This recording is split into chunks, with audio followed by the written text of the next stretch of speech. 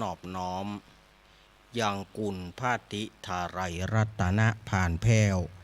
พระเกี้ยวเจ้าตังสามประการหมายมีพระพุทธพระธรรมพระสงฆ์อันเป็นสารณะตีเปิ่งของหมู่เฮาต่างหลายขอกราบไหว้สาบุญญาปารมีธรรมท่านอาจารย์ท่านพระครูอภิวัฒนวิกรมรองเจ้าคณะอำเภอดอยหล่อผู้อำนวยการสถานีวิทยุมวลชนคลื่นสีขาวเพื่อชาวประชาเจ้าอาวาสวัดปากตางเจริญผู้ดำเนินรายการเสียงธรรมแสงอรุณและรายการอู้จาภาษาธรรมพร้อมไปด้วยท่านครูบาอาจารย์พระมหาเถระพระเถรานุเถระพระสังฆประสงค์องค์เจ้าขอกราบไหว้สาบุญญาปารมีธรรมพระเดชพระคุณหลวงพ่อสุนทรธรรมานุโยคที่ปรึกษาเจ้าคณะอำเภอดอยหล่อเจ้าวาดวัดพระธาตุโขงขาวขอกราบไหว้สาบุญญาปารมีธรรมพระเดชพระคุณหลวงพ่อสาธุกิจจานันท์เจ้าคณะอำเภอดอยหล่อเจ้าอาวาสวัดพระธาตุเจ้าดอยน้อยพร้อมไปด้วยพระสงฆ์องค์เน้นทุกรูปทุกองค์ด้วยความเคารพอย่างสูงสุดยิ่งครับผม สวัสดีเจเจแล้วก็ป้อน้อยหนุ่มผาจ้อคนรูปหล่อตัวเนอร์ครับผมขอกราบไหว้สาครูบา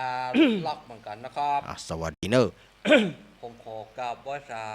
ตุลุงนวลคนรูปหล่อวัดสันเมียงอำเภอเวียงหนองล่องเหมือนกันนะครับผมสวัสดีเนอร์ผมขอกราบถ้าตุลุงไปวันศีลวันใดก็เอาไม้กาเกะประโจยนะครับประเทศผมเป็นห่วงผู้สูงวัยโดยเนาะผู้สูงวัยคนต่างบ้านโดยเนาะครับผมเป็นห่วงมดนะครับ ผมเป็นห่วงมดเนาะประเทศยังเกิดไปตุกเต้าลูกหลานไปซ้ำเนาะประเทศเป็นห่วงเนาะครับมันนานหายเนาะครับขอบคุณครับผมนิมนต์ครูบาลักทำได้เลยครับผมขอเจริญปอนคณะสัทธาญาติโยมศรัทธาสาธุชนคนดีเฮาทุกท่านมาแล้วเนอมาแล้วเนอมาแล้วเนอมาแล้วมาแล้วมาแล้วมาปะกันในรายการสารธรรมยามบ่ายยามแรงช่วงธรรมะเพื่อชุมชนตั้งสถานีวิทยุมวลชนคลื่นสีขาวเพื่อชาวประชาและเครือข่ายรายการนี้ก็จะมาปะกันประจำวันอังคารตั้งแต่เวลาบ่าย3 โมงจนถึง5 โมงแรงโดยมีเก้ากับผมอาตมาภาพสามเณรรักปัญโยนันท์วัดสันเหมืองตำบลหนองล่องอำเภอเวียงหนองล่องจังหวัดลำพูนเป็นผู้รับผิดชอบดำเนินรายการในวันอังคารตั้งสถานีวิทยุคลื่นพระพุทธศาสนาการศึกษาและวัฒนธรรม104.50 วัดฝ่ายหินตำบลสุเทพอำเภอเมืองจังหวัดเชียงใหม่โดยเมตตาธรรมของท่านอาจารย์ท่านพระครูสมุวิสุวัตวรกิจโจสถานีวิทยุวัดพระบาทอุดมน้ำบ่อซาวาอำเภอฝาง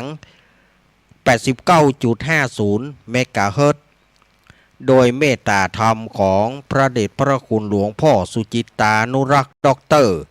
ท่านอาจารย์จำเริญโชติธรรมโม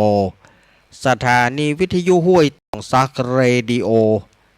98.75 เมกะเฮิรตซ์วัดห้วยตองซักตำบลขวงเปาอำเภอจอมทองจังหวัดเชียงใหม่โดยเมตตาธรรมของหลวงพ่อวาปีวรมานิชแต่ว่าก็ยังบ่ฮู้ว่าสถานีวิทยุดังลักกะว่าบดังเตือนเพราะวันนี้อาตมาภาพมานั่งจัดที่สถานี วันนี้ได้มาที่สถานีเพราะว่าที่วัดเปิ้นแปลงเสมอเปิ้นแปลงเสมอเปิ้นยกเสายกเสมอบ่อเกษตรเปิ้นดับไฟอาตมาก็เลยจำเป็นที่ต้องมาที่สถานีต้องมาที่เกาที่เงามาออกอากาศให้ศรัทธาญาติโยมได้ฟังกันเพราะว่าเปิ้นดับไฟก็บ่ฮู้กำหนดกฎเกณฑ์เมื่อใดก็บ่มาเตื้ออาตมาก็อยู่ท่าจนถึง2 โมงบ่าย 2ก็บ่มาเตื้ออาตมาก็เลยตัดใจมานี่มาดำเนินรายการที่สถานีในห้องส่งหลักนี่ก็บ่ฮู้ว่าสถานีวิทยุห้วยตองซักดีหรือยังเนาะสถานีวิทยุมนต์เสียงธรรม 106.25 เมกะเฮิรตซ์วัดบุพารามตำบลจ้างเคิงอำเภอแม่แจ่มจังหวัดเชียงใหม่โดยเมตตาธรรมของพระเดชพระคุณหลวงพ่อมงคลวิสิทธิ์เจ้าคณะอำเภอแม่แจ่มและท่านปลัดอุทัยทั้ง2 ท่าน2 อุทัยสถานีวิทยุแม่วางเรดิโออำเภอแม่วางสถานีวิทยุ4 ปันเงินอำเภอสันป่าตองสถานีวิทยุบ้านแป้นเรดิโอบ้านแป้นอำเภอเมืองจังหวัดลำพูนสถานีวิทยุคลื่นสีขาว 106.50 เมกะเฮิรตซ์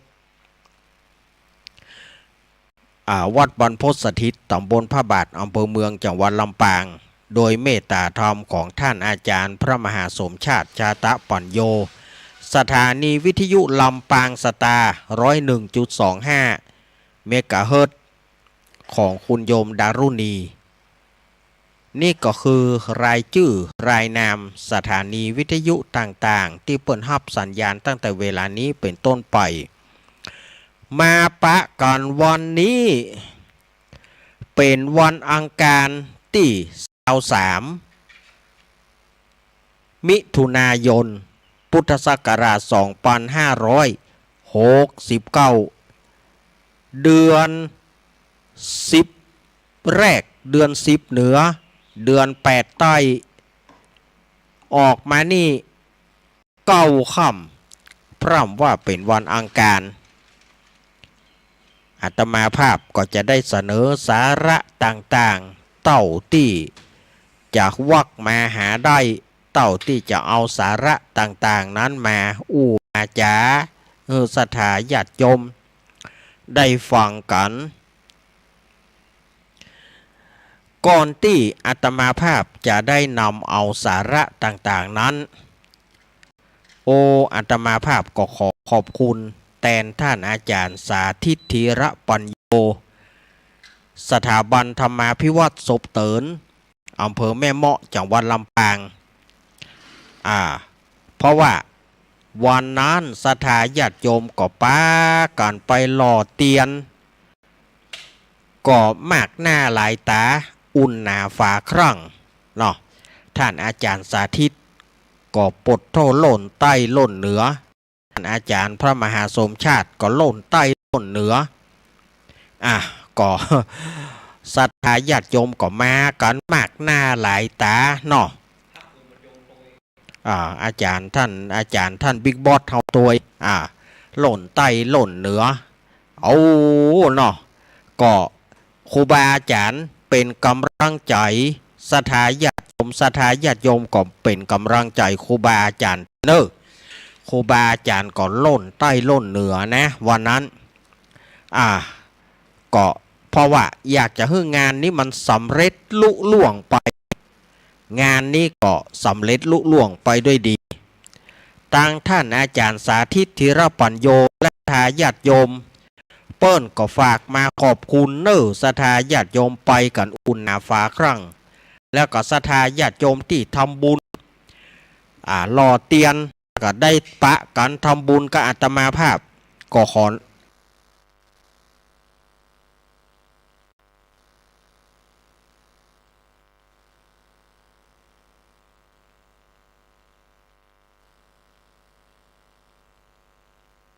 ญาติโยมเปิ้นก็ฝากมาขอบคุณศรัทธาญาติโยมไปกันอุ่นหนาฟ้าครั้งแล้วก็ศรัทธาญาติโยมที่ทำบุญ รอเตียนแล้วก็ได้ปะกันทำบุญกับอาตมาภาพก็ขอต่างท่านอาจารย์สาธิตและศรัทธาญาติโยมตั้งหลายก็ขอสุมาอภัยในโอกาสนี้ตัวยแถมอย่างหนึ่งการอาหารการกินโรงทานต่างๆอาจจะบ่ค่อยบ่ถึงโรงทานต่างๆอาจจะบ่ค่อยบ่ถึงเพราะว่าศรัทธาญาติโยมไปกันนักไปกันหลายเข้าปลาอาหารก็อาจจะบ่พอกิน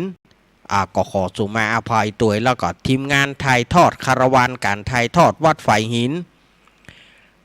อันมีตุปีตะวันมีปีหนานคำมูลท่านอาจารย์สมัครตุปีโยก็ป้ากันไปแบบคาราวานเนาะคาราวานยกคาราวานไปถ่ายทอดเปิ้นก็บ่ได้ย้างได้จ้างนะทีมงานธรรมะคลายเครียดวันศุกร์เปิ้นก็ถ่ายทอดในงานวันเกิดของป้าหนานเจสีทีวีเพื่อคุณนะป้าหนานอินสมด็อกเตอร์เตปินเปิ้นไปถ่ายทอดที่วัดเจ็ดริน อำเภอเมืองจังหวัดเชียงใหม่แล้วก็เปิ้นก็มายังมาไปถ่ายทอดถึงลำปางดูวันนั้นก็ปิกมากันปอค่ำปอมืดก็สีพลอยประดับโยนเนี่ยสีพลอยประดับโยนก็เอาเครื่องเสียงไปดูสีพลอยประดับโยนนี่ไปกุฏางเนาะก็ยินดีกับคุณโยมเตอร์เนอร์เจ้าของร้านสีพลอยประดับโยนอำเภอสันปะตองเนาะศรัทธาญาติโยมสาธุชนต่างหลายวันนี้อาตมาภาพก็จะได้นำเอานิทานมาเล่าศรัทธาญาติโยมก่อนทีก็ตั้งใจว่าจะเอากาบมาว่าแต่เป็นด้วยปวดฟันศรัทธาญาติโยมปวดฟันมาได้ปวดเขี้ยวได้2-3 วันมาบัดเดี๋ยวนี้ยังอ้าปากบ่ได้100%เด้อหน้ายังปองตุบคุบอยู่นี่ ก็เลยจะว่ากาบไปก็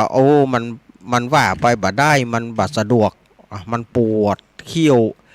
แต่บัดเดี๋ยวนี้มันก็บ่ปวดนะบัดเดี๋ยวนี้มันก็บ่ปวดละแต่ว่าเฮาอ้าปากถ้าเฮาอ้าปากก็มันก็จะงิบๆนะถ้าเฮาจะใจเสียงแห้งบ่ได้เตื้อนะศรัทธาญาติโยมเพราะว่าอาการปวดเขี้ยวยังบ่หายเตื้อแปลว่าเขี้ยวมันถอนศรัทธาญาติโยมเขี้ยวมันถอนออกจากเหงือกแล้วมันจะหล่อนมันก็บ่หล่อนจะเงี้ยอย่างใดมันก็บ่เงี้ยอย่างใดนะบางทีมันถอนบ่ได้มันบ่ได้หล่อนนะมันถอนออกถอนได้2-3 วันตั้งแต่วันติดมาละฉะนั้นมันก็เลย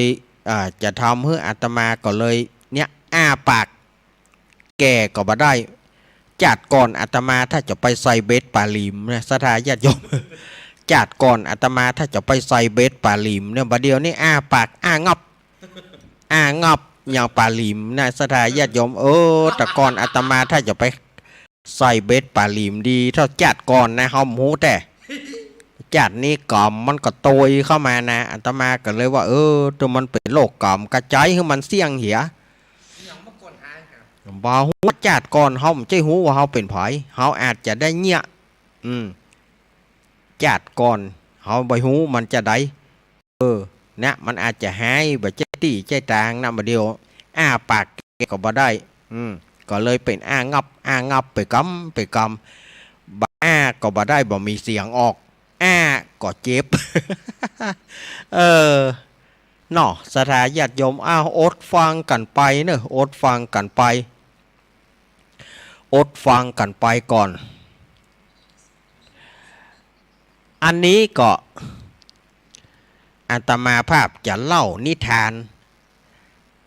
ไว้ก่อนแต่ถ้าว่าสถานีวิทยุ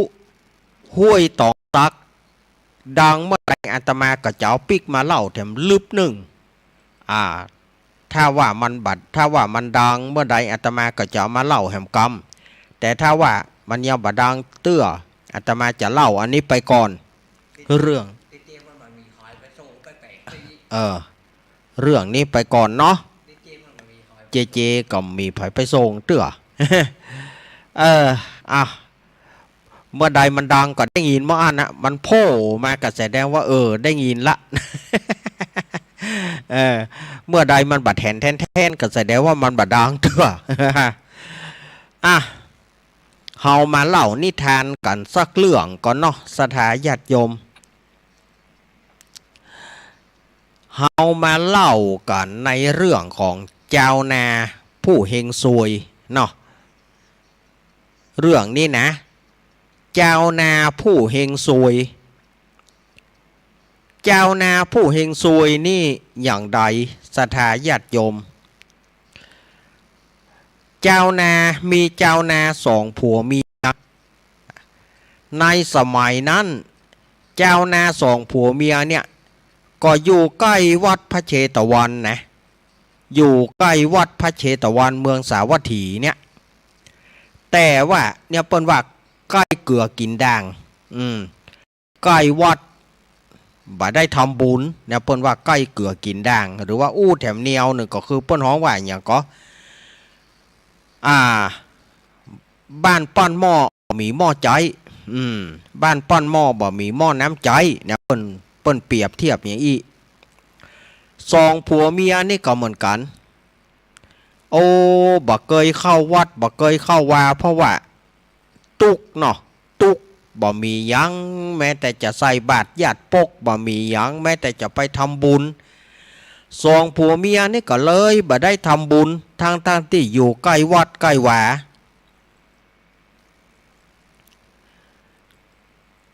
แจ้งมาก็ไปไถนาเนาะแจ้งมาฝ่ายผัวก็ไปไถนาเมียก็หุงข้าวนึ่งข้าวหุงปลาแล้วก็เอาเข้าไปส่งก็ไปกินตัวกันต้งปุ้นก็ ช่วยกันผัวมันไถเมียมันก็ช่วยปลูกข้าวปลูกหยังเป็นประจำอย่างเงี้ยกูปีจนถึงว่า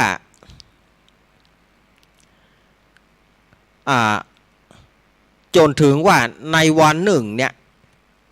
เมียมันเมียของพ่อใจคนนี้นะก็ตั้งครรภ์แมนลูกกันเนาะเอาบ้านเฮาก็ฮ้องว่าแมนลูกเฮาเอาลึกๆไปเฮาเอาเป็นกำเมืองเนี่ยสถาญาติโยมบางทีเฮาไปว่าตั้งครรภ์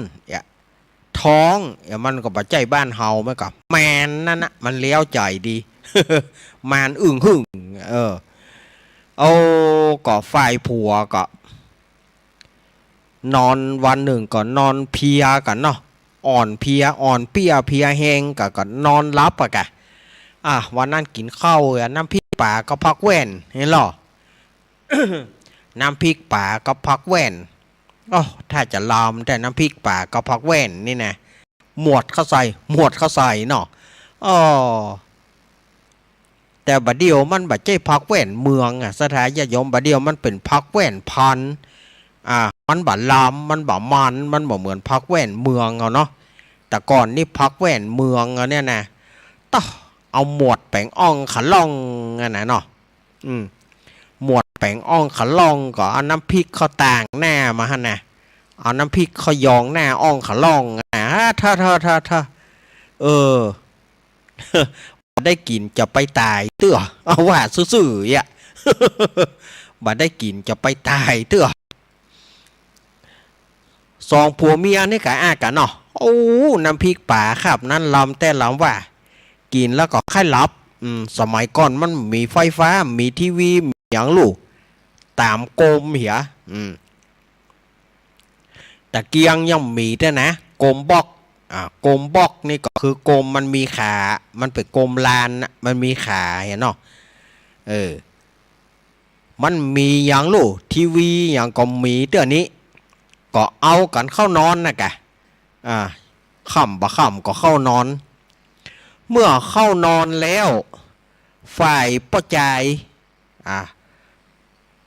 ฝ่ายผัวนี่ก็รับไปสะดุ้งตื่นบัดใจสะดุ้งตื่นฝันฝ่ายพ่อจายนี่ฝันว่าเตียวมาถึงข้างต่างปูดเท่ามีงูเห่าตัวหนึ่งมีงูเห่าตัวหนึ่งเข้ามาชกที่มือเมื่อเข้ามาชกที่มือเขาก็โอ้ยเนาะช่วยกำงูคบเรียกลวดเป็นก้างนะฝันแล้วสะดุ้งตื่นก็ก้าง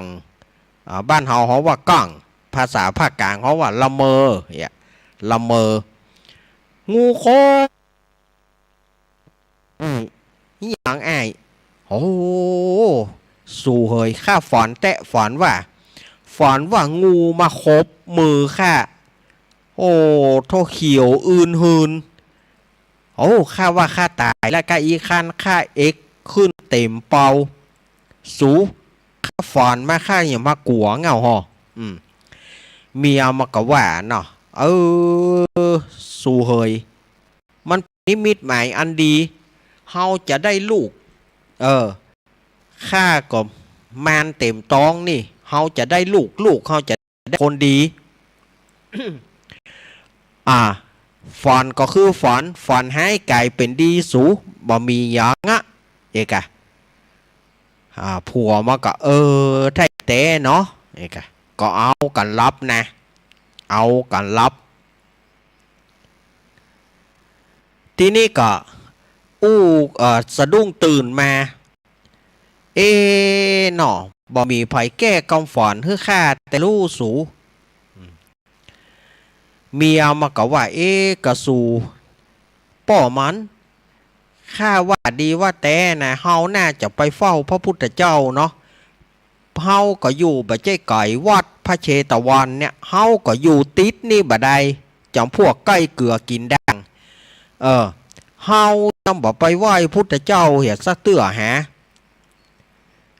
สู่หูจักกับพระพุทธเจ้าโอ้ก็สมัยข้าไปรับจ้างตัดอ้อยเปิ้นเล่ากันพระพุทธเจ้ามีคุณอเนกอนันต์ไผได้ไปไหว้แล้วเรื่องทุกโศกโรคภัยต่างๆบ่มีกับก็แล้วกันข้าใครไปไหว้อยู่นะข้าก็บ่ได้ไปไหว้ก่อนนาข้าก็บ่ได้ไปไหว้เหมือนกันนะสู่เฮ้ยเพราะว่าเฮาตุกเฮายากเข้าสักก้อนหนึ่งเฮาก็บ่มีเข้าสักก้อนหนึ่งเฮาก็บ่มีเฮาจะเอาอันยังไปไหว้เปิ้นเฮาจะมีก้ามือไปมันก็บ่อาละกะหาแต่เอาไว้ให้มีโอกาสก่อน เอาไว้ให้มีโอกาสก่อนเฮาก็ก้อยปลายเนาะสูเนาะเดี๋ยวนี้มันอย่างว่านะเฮ้ยอย่าหวังว่าเข้าที่จะไปถวายพุทธเจ้าเลยแม้แต่จะเอาให้มากินยังบักกุ้มเนี่ยเข้าเฮาถึงวันเนี่ยเข้าก้อนเต้าบะขามป้อมป่านกันคนน้อยอย่าได้ล่ำเหลือปลูกข้าวอย่างใดล่ำเหลือมีข้าวก้อนเดียวแบ่งกับคนน้อยปอกินวะนี่ตายแล้วก็อีล่ำเหลือไส้บดีกิ่วเขาเลาะเหมือนผ้าขี้ริ้วเนาะเฮาว่าไส้มันถ้าจะเนาะหมอหัวเนาะมันเป็นคนสมัยแต่ก่อนถ้ามันได้ตุกก็ตุกแต่นะญาติโยมคนสมัยก่อนเนาะมันบัดใจตุกอย่างบัดเดียวนี่นะมันได้ตุกก็ตุกถาล่อมถาลอยนะกึดถึงสมัยYouTubeเฮ้ยกระฝนตกมาหนาใจมันจะหัวได้เอาผ้ายางนะผ้าถุงปุ๋ยนี่นะผ้าถุงปุ๋ยเนี่ยเอาไปมัดตรงกงเฮ้ยมันตกลงบอกเฮ้ยมันตกลงใส่สุดใส่มุ้งบอกเฮ้ยมันตกใส่สุดเอาห้อยตรงกงแป่งเป็นตรงกงเฮ้ยมันตกใส่ก่อนตกมาปลาก่อนบะจ้างเนี่ยได้ปลาก่อน กอดเข่าปากันนั่งห้อยสมัย YouTube นี่นะอาตมาผ่านมาอุ้ยมืดฝนแล้วบอมันตึงห้อยไว้ก่อนนะตูบจะหัวมีที่นอน ซ้อนแล้วก็ซ้อนแถมบึดก็เอาคามาซ้อนบึดก็เอาตองมาซ้อนมันก็บ่ใจอยู่นะสถาญาติโยมตองคานี่ก็เฮาแหล่งซ้อนมันก็แหล่งหัวมันแกล้งเหมือนกันนะโอ้ไปอย่างปูนเนาะจะเล่านิทานนี่อยากก็เล่าแน่นะหูแน่นะ มันบ่ได้อู้มันก็บ่เลี้ยวใจเนาะมันก็อู้เหี้ยหน่อยทีนี้แจ้งยังบ่แจ้งเตื้อประมาณตี 3 ตี 4ผัวมันก็ไปแล้วเหรอก่อนจะไปห้องเพลงน่าตื่นเถิดแซมไวขวัญใจของพี่ ลุงสางสว่างแล้วนี่ตื่นเถวคนดีอย่ามัวนิทราอีหรอ ยังมามีหน้ามาห้องเพลงของงานป้อก้านอยู่กะ สูข้าจะไปแล้วเนอะใครไปไถนาแล้วสูไปรับลูกขวายนะลูกขวายเข้าข้าบ่ได้กินนะลูกหุงเข้าหุงป่าวุ้ยใครไปแล้วนะไอ้หรอว่าแล้วกับไปจูงควายลุกควายไถนาเนี่ยสถาญาติโยมมันก็จะค้านหมอกโคนนะเปิ้นบ่ลูกฟาดเปิ้นลูกไม้ฟาดเปิ้นปดทกว่ามันจะออกนะบึดก่อขี้บึดก่อเหี่ยวนะมันแสนที่จะมันก็จะขี้ค้านนะมันปากบ่ได้เนาะ ไม่ว่ารอขวายน้อยก็บ่นายมันก็ปากบ่ได้เขาก็เคียนก็ตีมันน่ะโอ้ยกว่าที่จะเอามันออกแรงได้เนาะเอาควายไถนานี่นะมันตึงเป็นจกเป็นเจ้าสวุดขี้เปอะเข้าใส่กะการเดียวเหนียวจ้ากะเดียวขี้ลงโบบะเฮ้ยขาดใจ เขาอยู่กับงัวกับควายนึงเข้าใจหรอขาดใจไปแหละอย่าควายไถนานี่นะเป็นตุกเป็นยากกว่าที่มันจะเพื่อมันจะไปได้นี่นะฟาดแล้วฟาดแถมเนาะหัวมันก็ไปไถนาเฮ้ยขวาเฮียปัดดอกไปทางขวาหรอขวาเฮ้ยขวากระจักเจือกสื่อมันปัดไปซ้ายซะก็มันโมดท่านก็วายมันโมดท่านก็วาย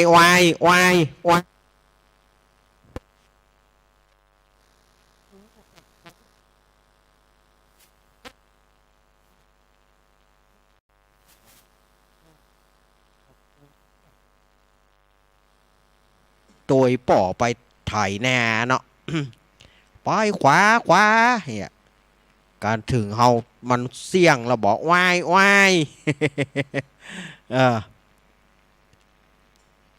เตือก็แงบหญ้าตัวมันแกล้งนะมันก็ไถขี้ค้านแจ้งมาก็หญ้าการมันก็ไถขี้ค้านพ่องอันนี้ก็แงบหญ้าไปตัวเล็มหญ้าไปตัวบ่ได้กินเตือนะ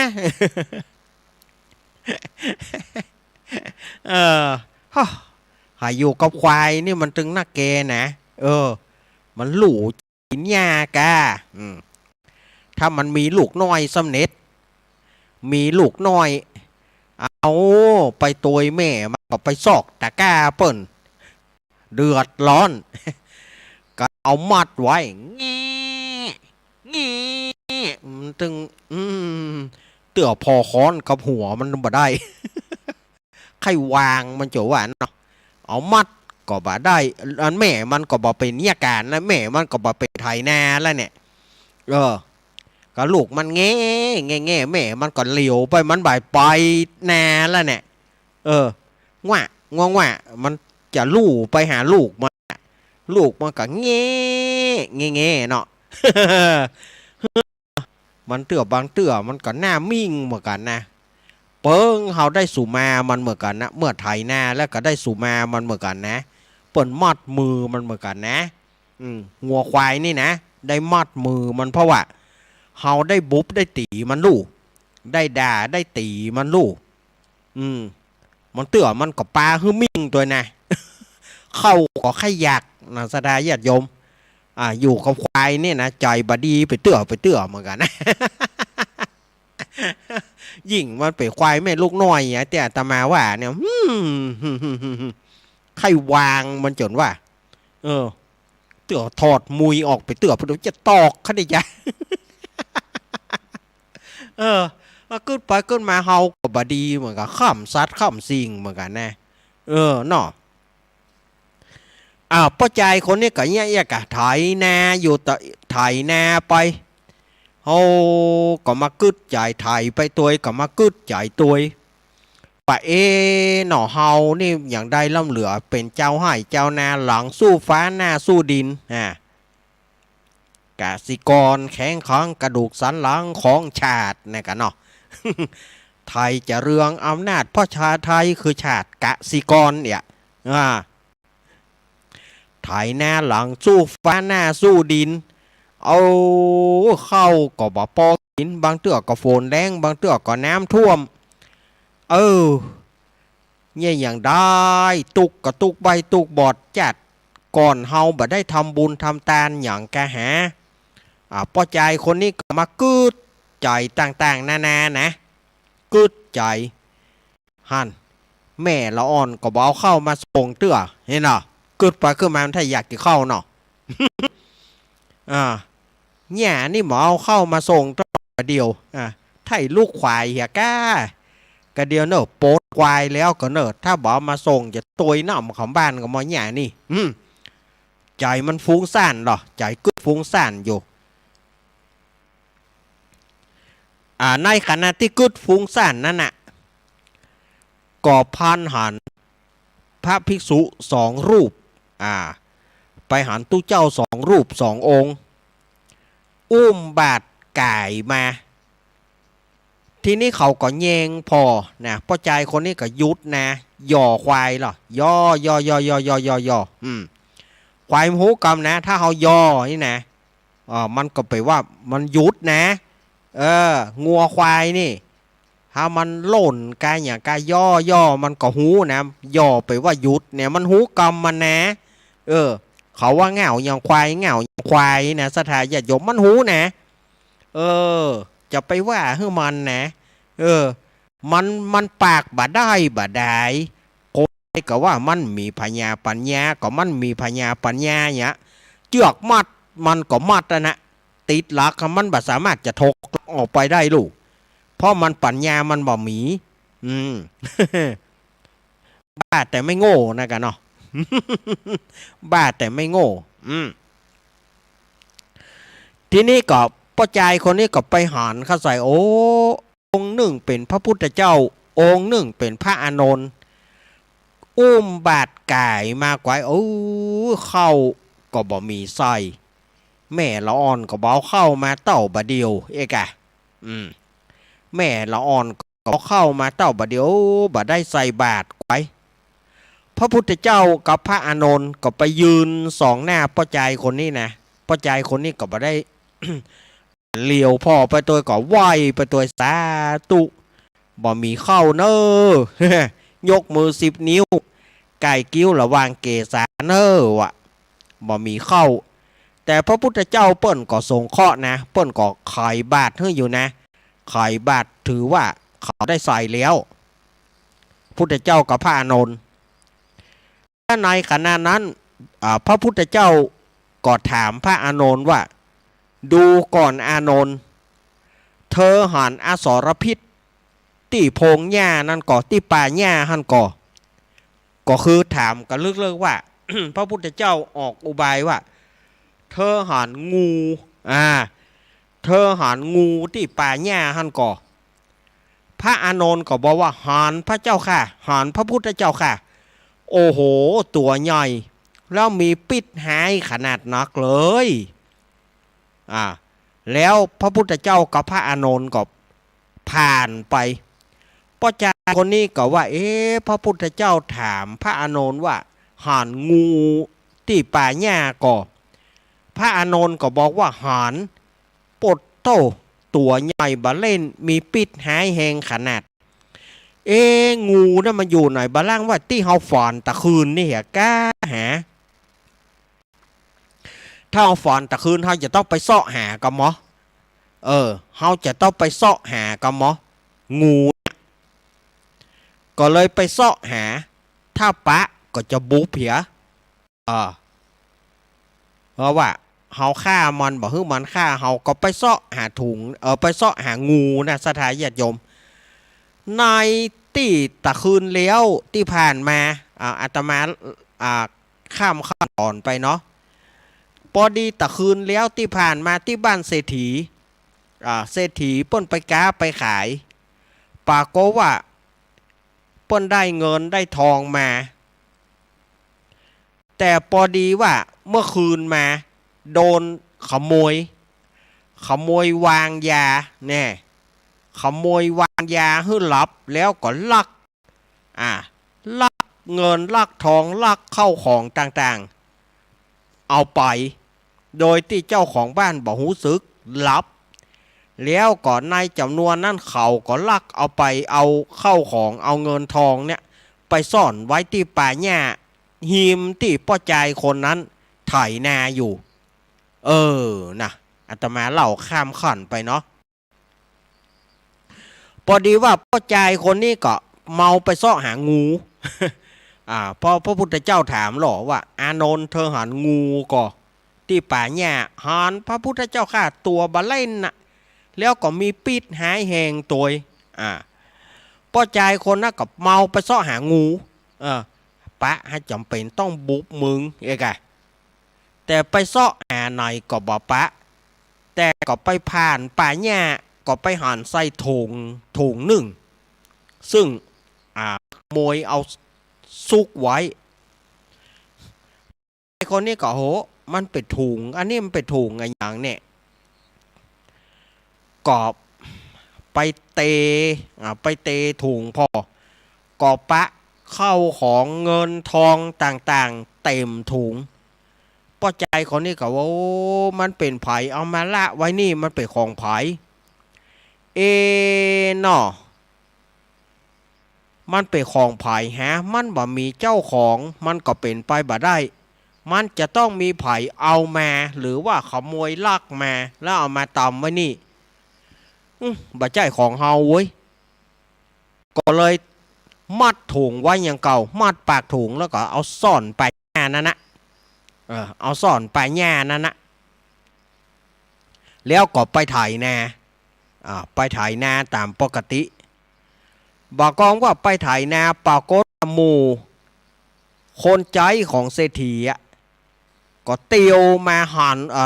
ปากันมากันหมู่เหี้ยโหป้อใจคนนี้โหเขามาอย่างเนี่ยเนาะ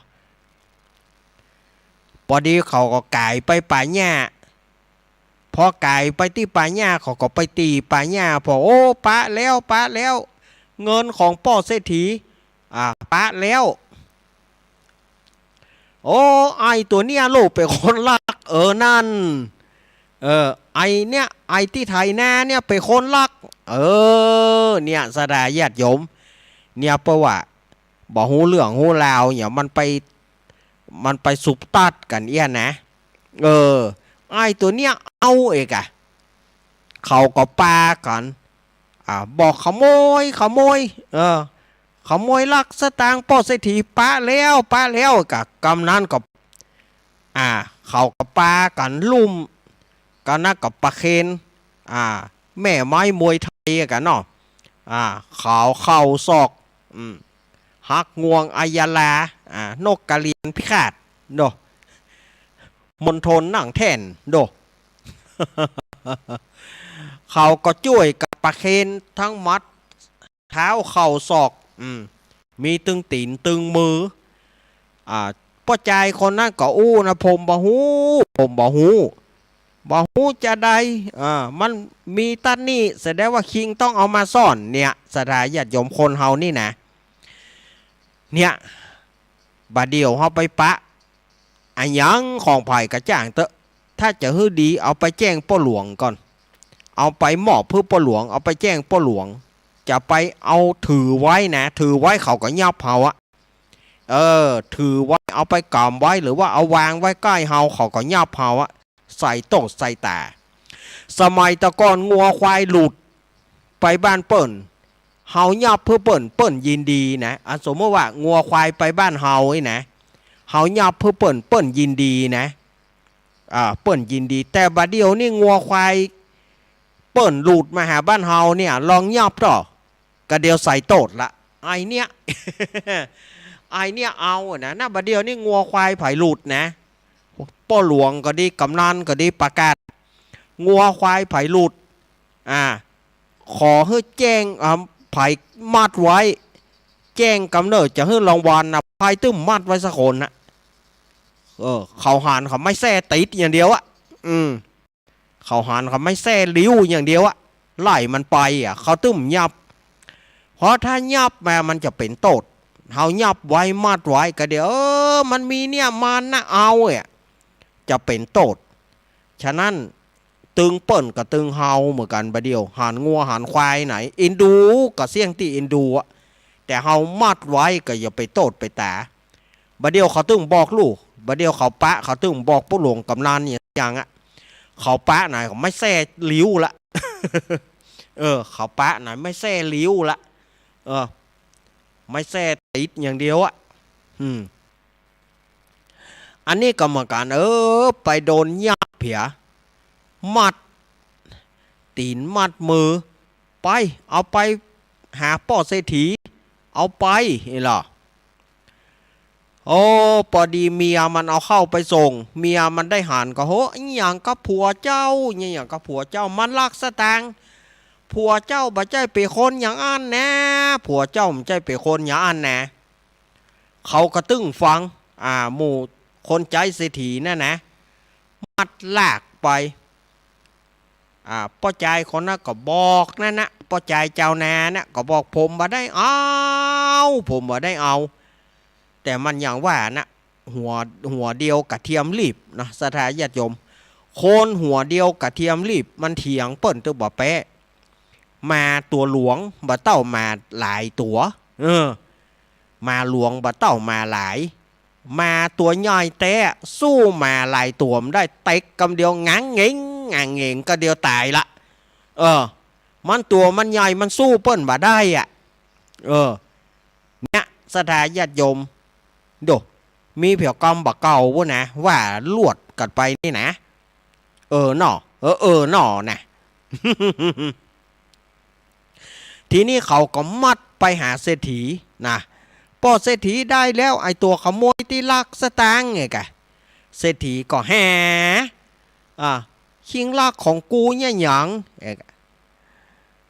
ป้อใจคนนี้ก็ไหว้ป้อเศรษฐีผมขอ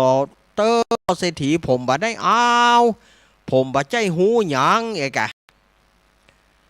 ป้อเศรษฐีก็บอกเอาเข้าในวังฮือเจ้าพญาเอาไปฮือพญาประเสนที่โกศลตัดคอมันเลยดูสมัยก่อนเจ้ามีอำนาจ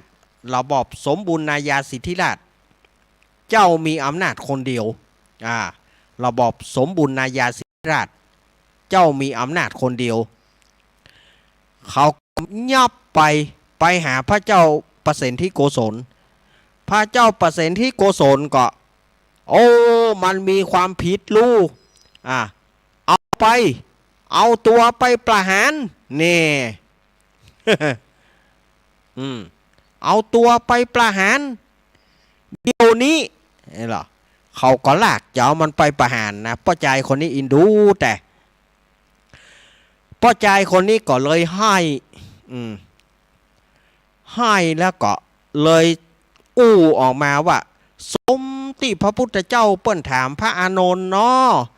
ว่าดูก่อนอานนท์เธอหันงูที่ป่าหญ้านั่นก็พระอานนท์ว่าหันแล้วพระพุทธเจ้าค่ะตัวใหญ่เหียแต่มีพิษหายแหงมากดู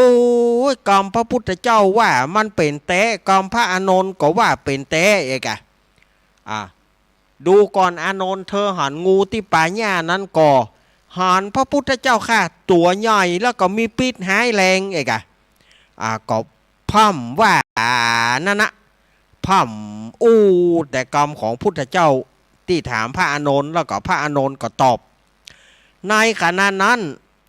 พระเจ้าประเสนทิโกศลก็งงเฮ้ไอ้นี่มันเอากรรมพุทธเจ้ามามันมีแต่บะแต่ก็เลยชะลอการประหารมันไว้ก่อนพักจะไปฟังฟันคอมันเตื้อเนาะเอาง่ายๆจะไปฟังฟันคอมันเตื้อ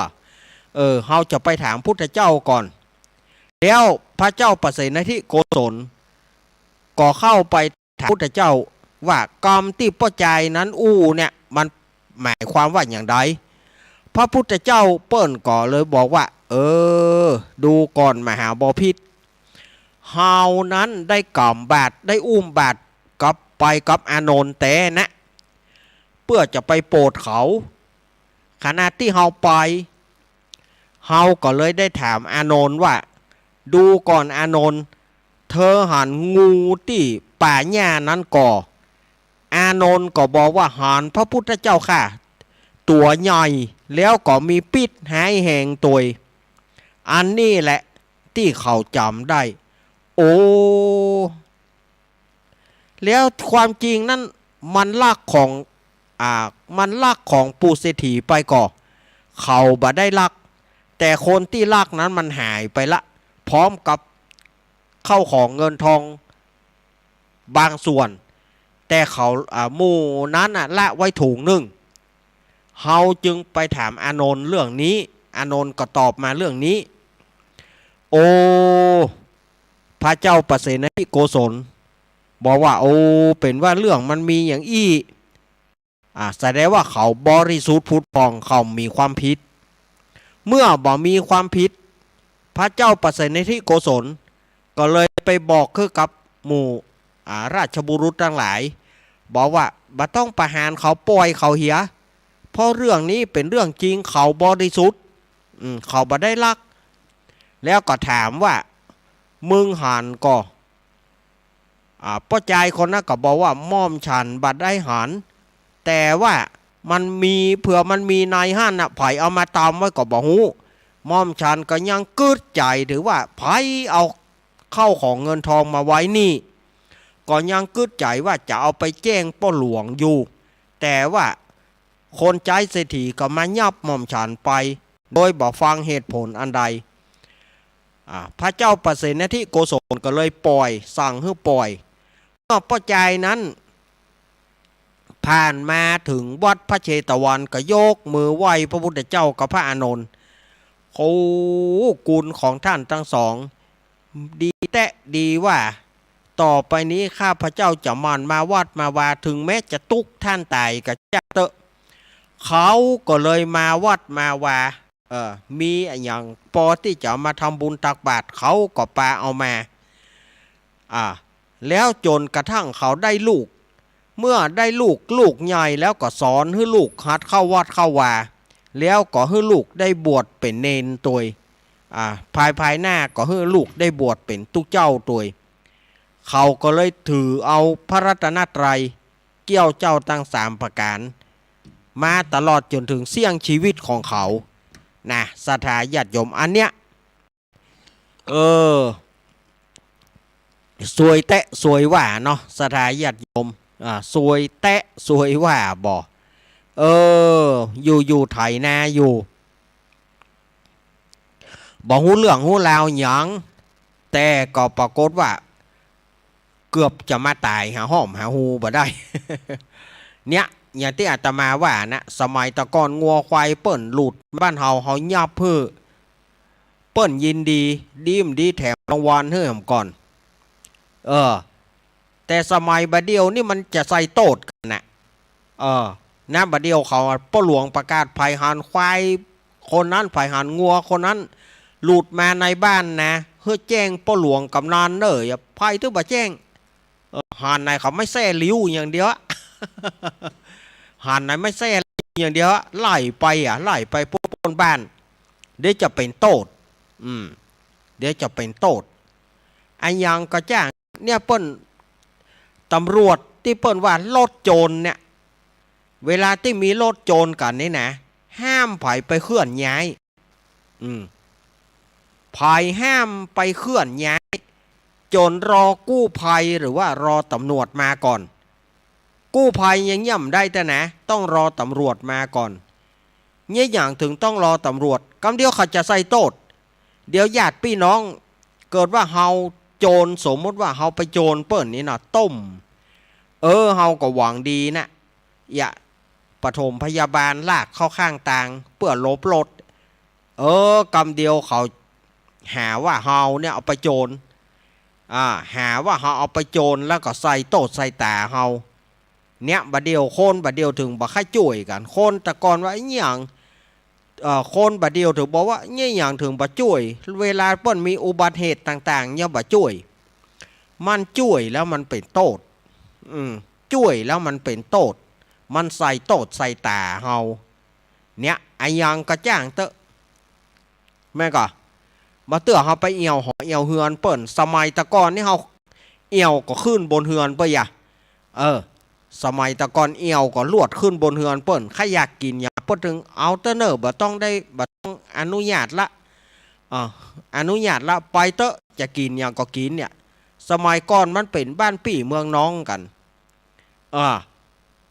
เมียงบุรีมันถึงมีห้านนะจะกินหยังแม่ก็ขึ้นไปจอกปุ่นมันถึงมีกินหมดจะกินกล้วยจะกินอะไรหยังมันมีห้านหมดเปิ้นก็ตึงว่าหยังเต้ามีหั่นโบกินได้สบายบะแตงมีหั่นโบกินได้สบายบาเดียวนี่เกิดว่าเฮาลองไปขึ้นเฮือนเปิ้นอย่างอันต่อเกิดว่าอันใดเปิ้นหายเฮาหาบ่เอาไปเฮาหาบ่เอาไปเฮาหาบริสุทธิ์แต่เปิ้นหันเฮาขึ้นเฮือนขึ้นไปเอี่ยวเฮือนหลังนั้นเนี่ยมันก็ต้องมองข้ามมองว่าเฮาเนี่ยเป็นคนเอาถ้าญาติโยมฉะนั้นบัดเดียวเฮาไปเอี่ยวบ้านเปิ้นบ่ไปขึ้นหอขึ้นเฮือนเปิ้นถ้าเปิ้นบ่บอกเขาถึงบ่ขึ้นบัดเดียวมันเป็นบ้านรั้วรอบขอบชิดสมัยก่อนขึ้นไปเอี่ยวหากันได้สบายจะกินหยังไอ้หยังก็มีหั่นบัดเดียวเฮาขึ้นไปเวลานี้มันใส่โต๊ะเฮานี่ว่าเฮาไปลักไปจกซ้ำว่าบ่เป็นดีกับเฮานะสถาญาติโยมนะเนี่ยโคนบาเดียวจะว่าโคนบาเดียวอย่างใจให้ใจดำเปิ้นมีอย่างย่ำบะจุ้ยเปิ้นนะเฮาจุ้ยแล้วมันจะได้มันจะเป็นทำคุณบูชาโทษไปจะเป็นทำคุณบูชาโทษ มันบ่มีอันที่ดีไปมันใส่โตดใส่ตากับสถาญาติโยมนะบาเดียวนี้มันลำบากนะหันใจจัดหันใจอินดูจัดอินดูนะยังส่งขี้เหล้าตีหนึ่งส่งขี้เหล้าไปบ้านเนี่ยอาตมาตึงบอกเอาแต่ละก็เดียวมันใส่โต๊ะเฮาหาว่าเฮาตีมันข้อจริงเฮาไม่ใช่หยังเฮาก็เข้าไปนอนเนี่ยเฮาก็เฟือไปจัดดีนะเฟือเข้าบ้านเข้าจองเอานอนเนี่ยปานปอปูผ้าเหิมต่างหากกวาดที่นอนเหิมต่างหากนะเอานอนไข่หักกอกระโทนมินิเอาปลามาเฮาหื้อหลังมาไปบอกบอกไอ้นี่ตีห้าไอ้นี่ตีห้าที่เฮามาใจได้เนี่ยสถาญาติโยมมันเป็นการทำคุณบูชาโทษการทำคุณบูชาโทษนะสถาญาติโยมบางอย่างนะอันที่ล่างดีจุ้ยเฮาก็จุ้ยอันที่มันบ่ควรดีจุ้ยบางทีเฮาก็อุเบกขาวางเฉยไปพ่องเฮาบ่เฉยก็บ่ได้เขาใส่โตดเฮานี่มันลำบากลำโตดนะสถาญาติเนาะอันนี้บางทีนะสมัยก่อนอันหยังมาบ้านเฮาเนาะรถถีบรถหยังมาบ้านเฮาเก็บไว้เฮ้อเฮาก็กลัวขโมยมาเอานะเฮาเก็บเฮ้อเปิ้นยินดีเฮ้อเฮาบัดเดียวแล้วเฮาไปเก็บต่อมันหาว่าเฮาเอาซ่อนหาว่าเฮาเอาซ่อนใส่โตดใส่ตาเฮา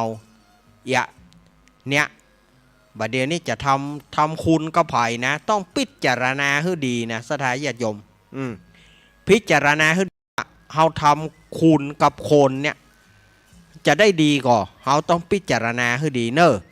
อ้าวเวลาช่วงแรกอาตมาหมดแล้วอาตมาขอลาสถาญาติโยมกำเดียวเนอะอาตมาพักเปลี่ยนสปอร์ตรายการกำเดียว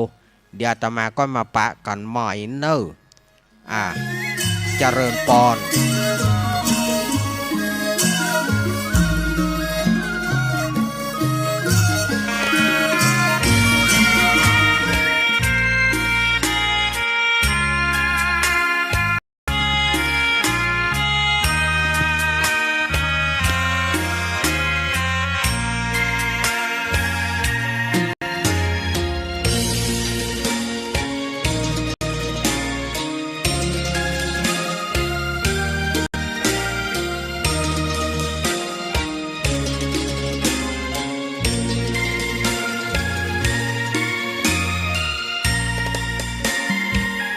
ดอกบัวดอกหนึ่ง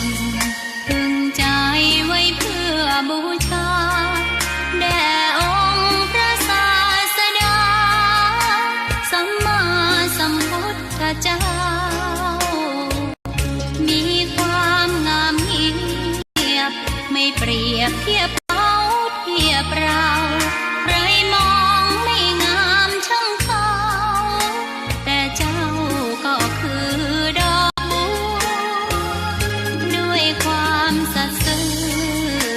ยึดถือความดีเป็นหลักใครรักไม่รักก็ไม่จมปลักมองมัวเมื่อโผล่พ้นน้ำก็เห็นความงามในตัวไม่ยึดติดในตมชั่วขอเป็นดอกบัวดอกดีใคร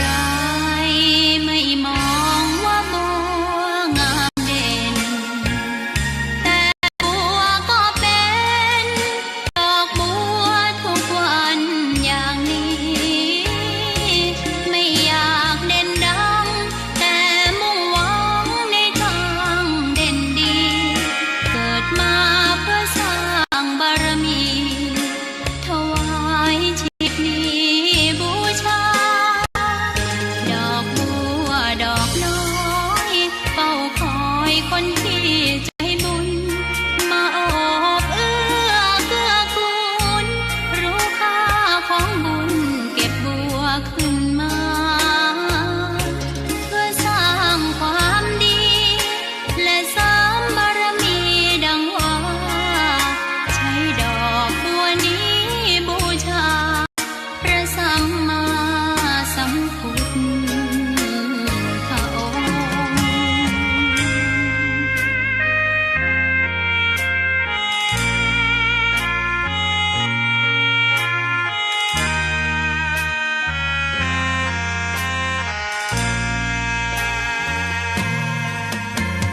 ใครไม่มองว่าบัวงามเด่นแต่บัวก็เป็นดอกบัวทุกวันอย่างนี้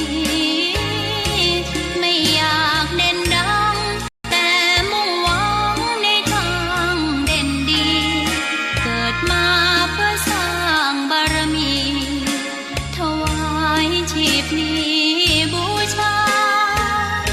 ดอกบัวดอกน้อยเฝ้าคอยคนที่ใจบุญมาโอบเอื้อเกื้อกูลรู้ค่าดอกบัวขึ้นมาเพื่อสร้างความดีและเสริมบารมีดังว่าใช้ดอกบัวนี้บูชาพระสัมมาสัมพุทธ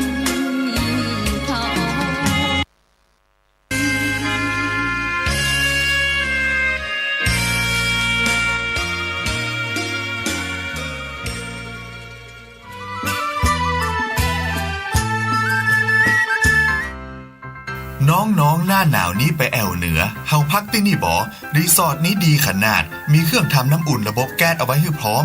แต่ก็ต้องระวังเนอะเครื่องทำน้ำอุ่นระบบแก๊สมีคนตายมาหลายรายแล้ว จะอั้นเลยกะ อ้ายก็นึกภาพเอากะเปิดเครื่องทำน้ำอุ่นระบบแก๊สในห้องน้ำถ้ามีพัดลมดูดอากาศการหมุนเวียนของออกซิเจนมันจะดีได้จังได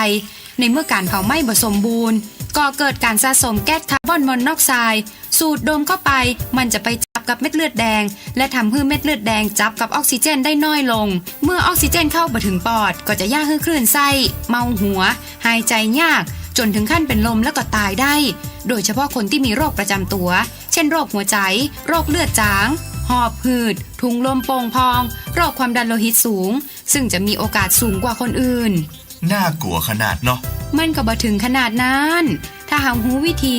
คือถ้าอาบน้ำด้วยเครื่องทำน้ำอุ่นระบบแก๊สบอดี้อาบเกิน10นาทีจะต้องเปิดพัดลมระบายอากาศหรือให้อากาศถ่ายเทได้ดีอันนี้ก็จะช่วยได้นักถ้าหมู่เฮาแค่หูข้อมูลเพิ่มเติมโทรสอบถามได้ที่กลุ่มสื่อสารความเสี่ยงและพัฒนาพฤติกรรมสุขภาพสำนักงานป้องกันควบคุมโรคที่1เชียงใหม่053-140-774-6หรือสายด่วน1422จนเครียดกินเหล้าจนเครียดกินเหล้าจนเครียดกินเหล้าจนเครียดกินเหล้าจนเครียด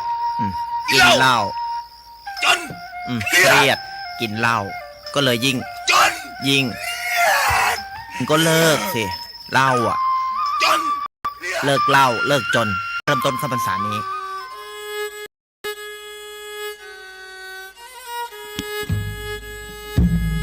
เอาแล้วศรัทธาญาติโยมสาธุชนคนดีเฮาทุกท่านมาถึงช่วงที่2ของรายการสารธรรมยามบ่ายยามแรงช่วงธรรมะเพื่อชุมชนก็มาปะกันในช่วงที่2เนอะก็อาตมาภาพก็จะได้นำเอานิทานแถมเรื่องหนึ่งนะมาเล่าให้กับศรัทธาญาติโยมนะนิทานเรื่องนี้ก็มันก็จะยาวอยู่เนอะช่วงที่นิทานเรื่องที่2นี่ก็ยาวบ่น้อยกันเนอะมันก็สลับซับซ้อนเหมือนกันนะศรัทธาญาติโยมเนาะเรื่องคนบ่ฮู้วิชาอาตมาภาพจะได้นำเอานิทานเป็นอมตะนิทานธรรมนะเรื่องคนบ่ฮู้วิชา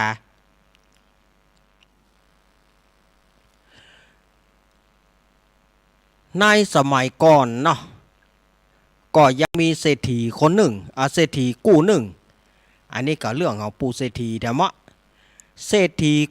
2ผัวเมียมีเข้าของเงินทองหลายร้อยโกฏ1โกฏ10ล้านเนาะเอา10โกฏ100ล้านมีเงินหลายร้อยหลายพันโกฏดอกศรัทธาญาติโยมมันจะเต้าใดอีกกันเนาะแสดงว่าเงินทองของปู่เศรษฐีกู้นี้นักนะแต่บ่มีขึ้นชื่อว่ามีลูกเศรษฐีนี่บ่มีลูกโอ้ก็อยู่กันตั้งแต่งการแต่งงานมาตั้งแต่หนุ่มตั้งแต่หนุ่มก็บ่มีลูกต่างคนก็มาปรับทุกข์กันโอ้สู่เฮยเนี่ยอย่างใดเฮานี่บ่มีลูกก็เปิ้นใครมีลูกแน่กรรมก็ใครมีลูก2กรรมก็ใครมีลูกไปปะตีศักดิ์สิทธิ์ตีไหนจุมปวกบวกควายเนาะ บอกว่าสิ่งศักดิ์สิทธิ์บอกว่าจมปวกบวกควายก็ไปไหว้เพื่อขอลูกขอเต้านั่นนะในที่สุดก็พญาอินทร์ก็เลยไปปะเทพบุตรองค์หนึ่งที่กำลังจะจุติกำลังจะจุติ ขออภัยเนอะไปปะเทวบุตรตัวหนึ่งกำลังจะจุติ ก็เลยบอกว่าโอ้ไปขอว่าไปเป็นลูกปู่เศรษฐีญาติเศรษฐีเหี่ยไปเข้าของเงินทองมันนักมันแหนไปเกิดเจ้ามีความสุขความเจริญเนอเทวบุตรตัวนั้นก็เลยไปเกิดไปกำเนิดในท้องญาติเศรษฐีเมื่อถึง10 เดือนก็เกิดมาโอ้ก็ดีใจแต่เนินลูกเป็นพ่อใจดีใจก็เลี้ยงประคบประงมอย่างดีเรียกว่าหินบ่ฮื้อไตให้บ่ฮื้อตอมรักษาเหลือใครในหินก่อนรักษาลูกรักษาเต้าเพราะว่าจะได้มาเนี่ยอายุพอ40 ปลายแล้วเจนจะได้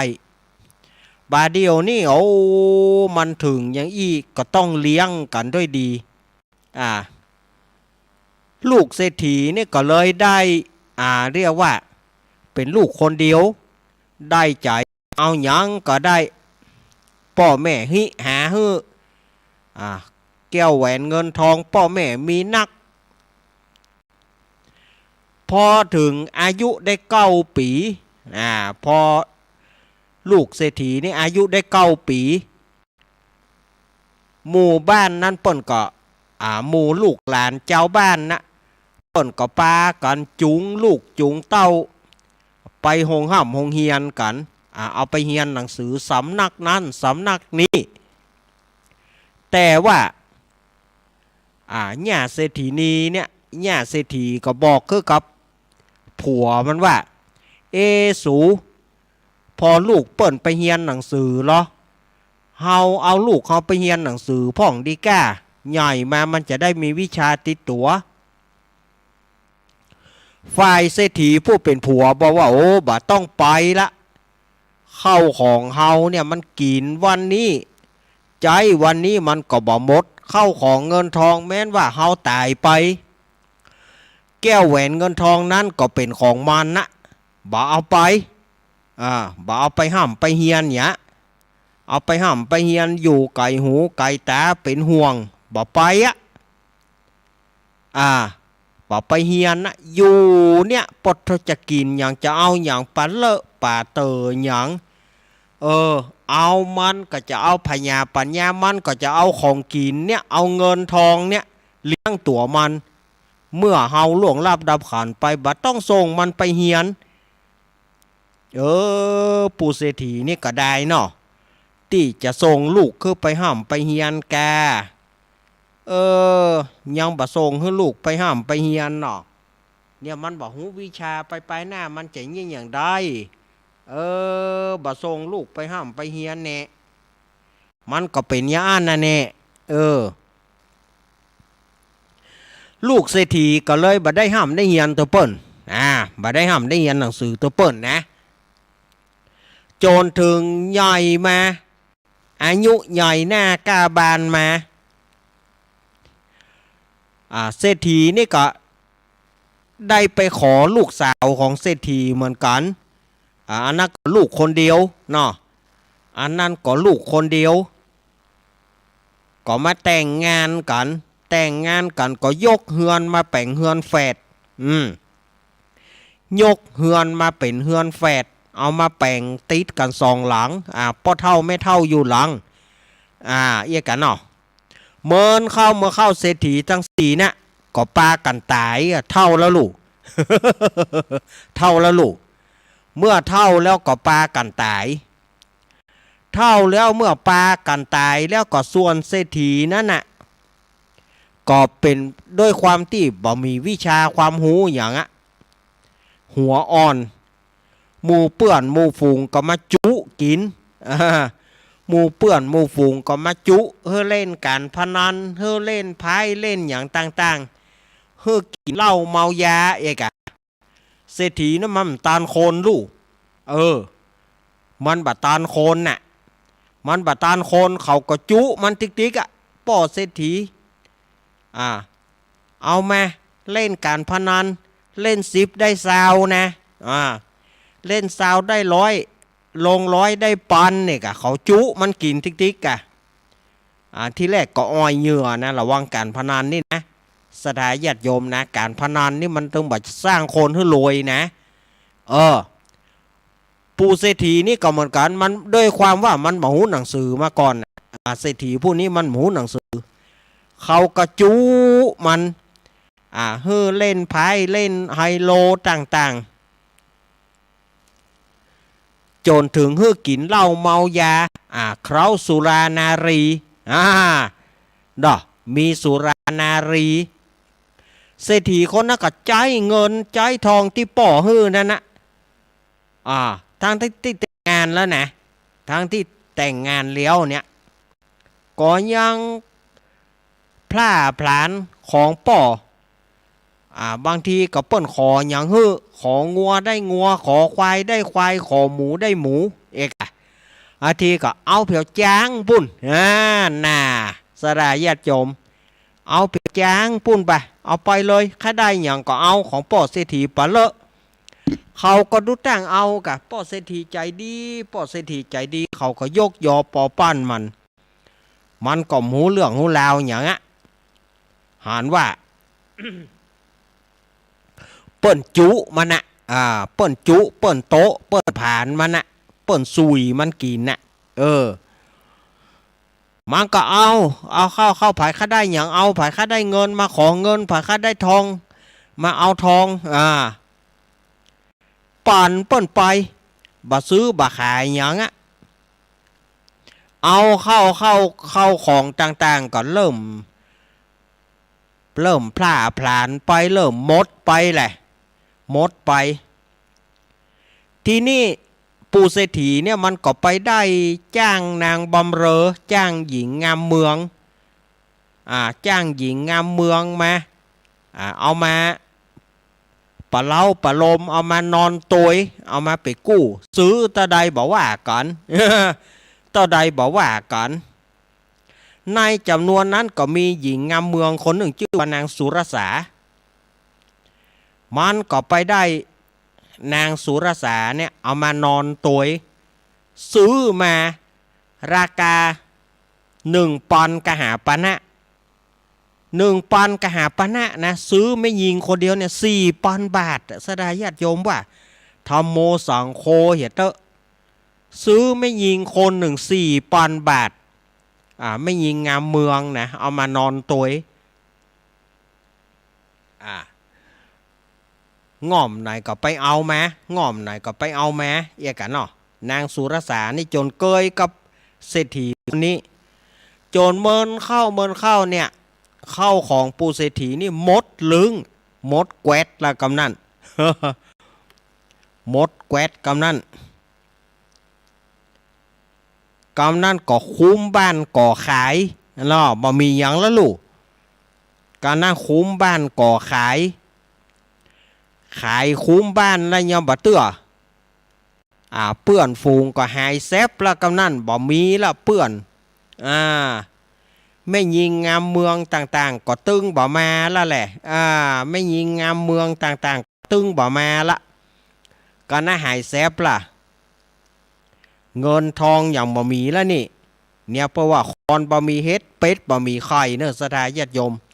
คนโบราณเปิ้นว่านี่นะคนบ่มีเฮ็ดเป็ดบ่มีไข่น่าแก่พ่องเนี่ยระวังเนอะคนบ่มีเฮ็ดเป็ดบ่มีไข่นี่นะเศรษฐีคนนี้ก็กลายเป็นคนตุกแหละเสาะหากินไปเสาะขอกินไปเสาะยืมเปิ้นเปิ้นก็บ่ฮื้อขอยืมเปิ้นเปิ้นก็บ่ฮื้อแต่ก่อนเป็นเพียวเศรษฐีปุ้นยืมหาแล้วก็บ่ใส่บ่ฮื้อเข้าไปขอกินแหละกำเบิ้งหม้อขอกินเมื่อกำเบิ้งหม้อขอกินไผก็บ่ฮื้อแหมละบางคนก็ด่าบางคนก็ฮื้อด้วยความแบบฮื้อแบบเสียบ่ได้ฮื้อไปตึงนั้นตึงนี้นะบางคนก็เยาะเย้ยเป็นเพียลูกเศรษฐีปุ้นบาดเดียวนี่เป็นอย่างใดมาอนาถาก้อนอยากมาขอตีนมือก็มี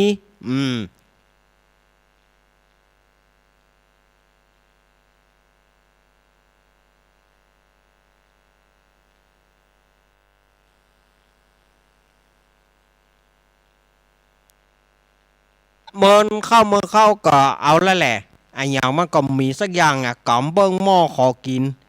ไปขอกินตามวัดตามวาเตือก็ตู้เจ้าฮื้อเอา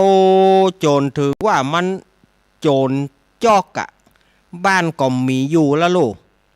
อาศัยไปนอนศาลาหิมตางนะไม่ใช่ศาลาวัดนะศาลาหิมตางอาศัยว่าไปนอนหั่นในขณะที่ปู่เศรษฐีตกยากเนี่ยรับอยู่ก็มีหมู่โจรหมู่โจรป้นกับปลากันขึ้นไปห้องมันลูกแหละมาลูกคิงมีเข้าของอย่าพ่องปอนฮะมันจะฆ่านายอ่ะมันก็บอกว่าโอ้นายป้อนายผมบ่มีอย่างสักอย่างนะบัดเดี๋ยวนี้ผมเป็นเศรษฐีตกเนี่ยผมเคยเป็นเศรษฐีมาก่อนแต่บัดเดี๋ยวนี้ผมบ่เหลือหยังละโอ้ก็แล้วคิงมานอนอย่างนี้หัวหน้าโจรกระถามมันนะคิงมานอนอย่างนี้ว่าผมบ่มีบ้านอยู่บ้านคิงมีไหนผมขายไปหมดแล้วมีอย่างซากอย่างโอ้ก็คิงย่ำไปเนี่ยการทำงานอย่างอื่นผมไปทำงานอย่างบ่ได้ผมบ่มีความรู้พอเมื่อก่อนป่อบ่เรียนหนังสือผมเลยบ่ได้เรียนหนังสือหนังหาอย่างสักอย่างผมเลยมีวิชาความรู้คิงก็ไปจับหั่นแปลงนี่กะไปรับจ้างเปิ่นเนี่ยสวนเนี่ยให้เนี่ยสวนเนี่ยนากะบ่จ้างดูสถาญาติโยมตายละค่ะไปรับจ้างเปิ่นปลูกลำไยรับจ้างเพื่อขึ้นลำไยบ่ม่วงก็ได้แล้วบ่จ้างครับเพื่อขึ้นอย่างใดตายละบ่เหลาละสุก บ่เหลาละสุกบ่ลูกละเสา เนาะบ่เหลาละสุกบ่ลูกละเสาอย่างอี้ก็บ่เหลาละเนอะสุก ไปเนี่ยอย่างก็บ่ได้นี่นะเนี่ยใดหัวหน้าโจรก็เลยบอกว่าอันก็คิงไปป้นกับแฮถ้าว่างานนี้สำเร็จจะฮื้อคิงงานนี้สำเร็จจะฮื้อคิงได้กะป้อนไหนบอกมาเตอะหรอคิงคอยไปต้นทางนะเริ่มแรกคิงต้องเป็นต้นทางก่อนแล้วเมื่อคิงเป็นต้นทางแล้วเนี่ยถ้าว่าไอ้เจ้าของมันโล่นมาตั้งนี้เฮ้อคิงมุยโจดเลยถ้าว่าเจ้าของมันมาตั้งนี้คิงมุยโจดเลยอีกได้ครับป้อนายมันก็ห้าปากก่อนเพราะมันมีวิชาปัญญาอย่างมันมีความรู้ลูกเปิ้นใจไปเปิ้นเฮ้อไปไหนมันก็ไปห้านแน่กะมันก็ไปได้อย่างล่ะมันก็ไปป้นตัวเปิ้นไปมันก็ไปตัวเปิ้นทีนี้หมู่โจรก็ขึ้นเฮือนแหละหมู่หัวหน้าโจรขึ้นเฮือนไปป้นมีไหนเข้าของยังไม่ไหนไอ้นักก็กำมุยมันก็สั่นยองนะสั่นยองกลัวเหมือนกันล่ะแต่มันหาทางเลือกมาได้มันมีงานอย่างมันกั้นนะมันหิวแล้วมันมีอย่างละเมื่อมันหิวมันก็มีมันก็จำไปได้ไปตัวเปิ้นไปยืนอยู่หน้าประตูไปยืนอยู่หน้าประตูหมู่โจรกับน่าก็ขึ้นไปโป้นเศรษฐีปรากฏว่าเศรษฐีสู้แหละหมู่เศรษฐีก็สู้กับมุยกันอย่างกากับเอาสู้กันต่างคนต่างฟันกันหมู่โจรหันท่าว่าโอ้เจ้าของมันสู้แล้วก็โลดเหี้ยโล่นหนีก็ละไอ้เศรษฐีตกยากนี่นะละไอ้เศรษฐีตกยากนั้นไว้ห้านะที่นี่หมู่คนใจของเศรษฐีก็กู้กันเข้ามาไอ้ตึงเศรษฐีตึงอย่างก็กู้กันเข้ามาหารใส่เศรษฐีตกยากเนี่ยโอ้ไอ้ตัวนี้มายืนอยู่นี่มันเป็น โจรรุ่นนี้เหลือมันคนเดียวเขาก็เลยยับมันสดายญาติโยมเขาก็เลยยับมัน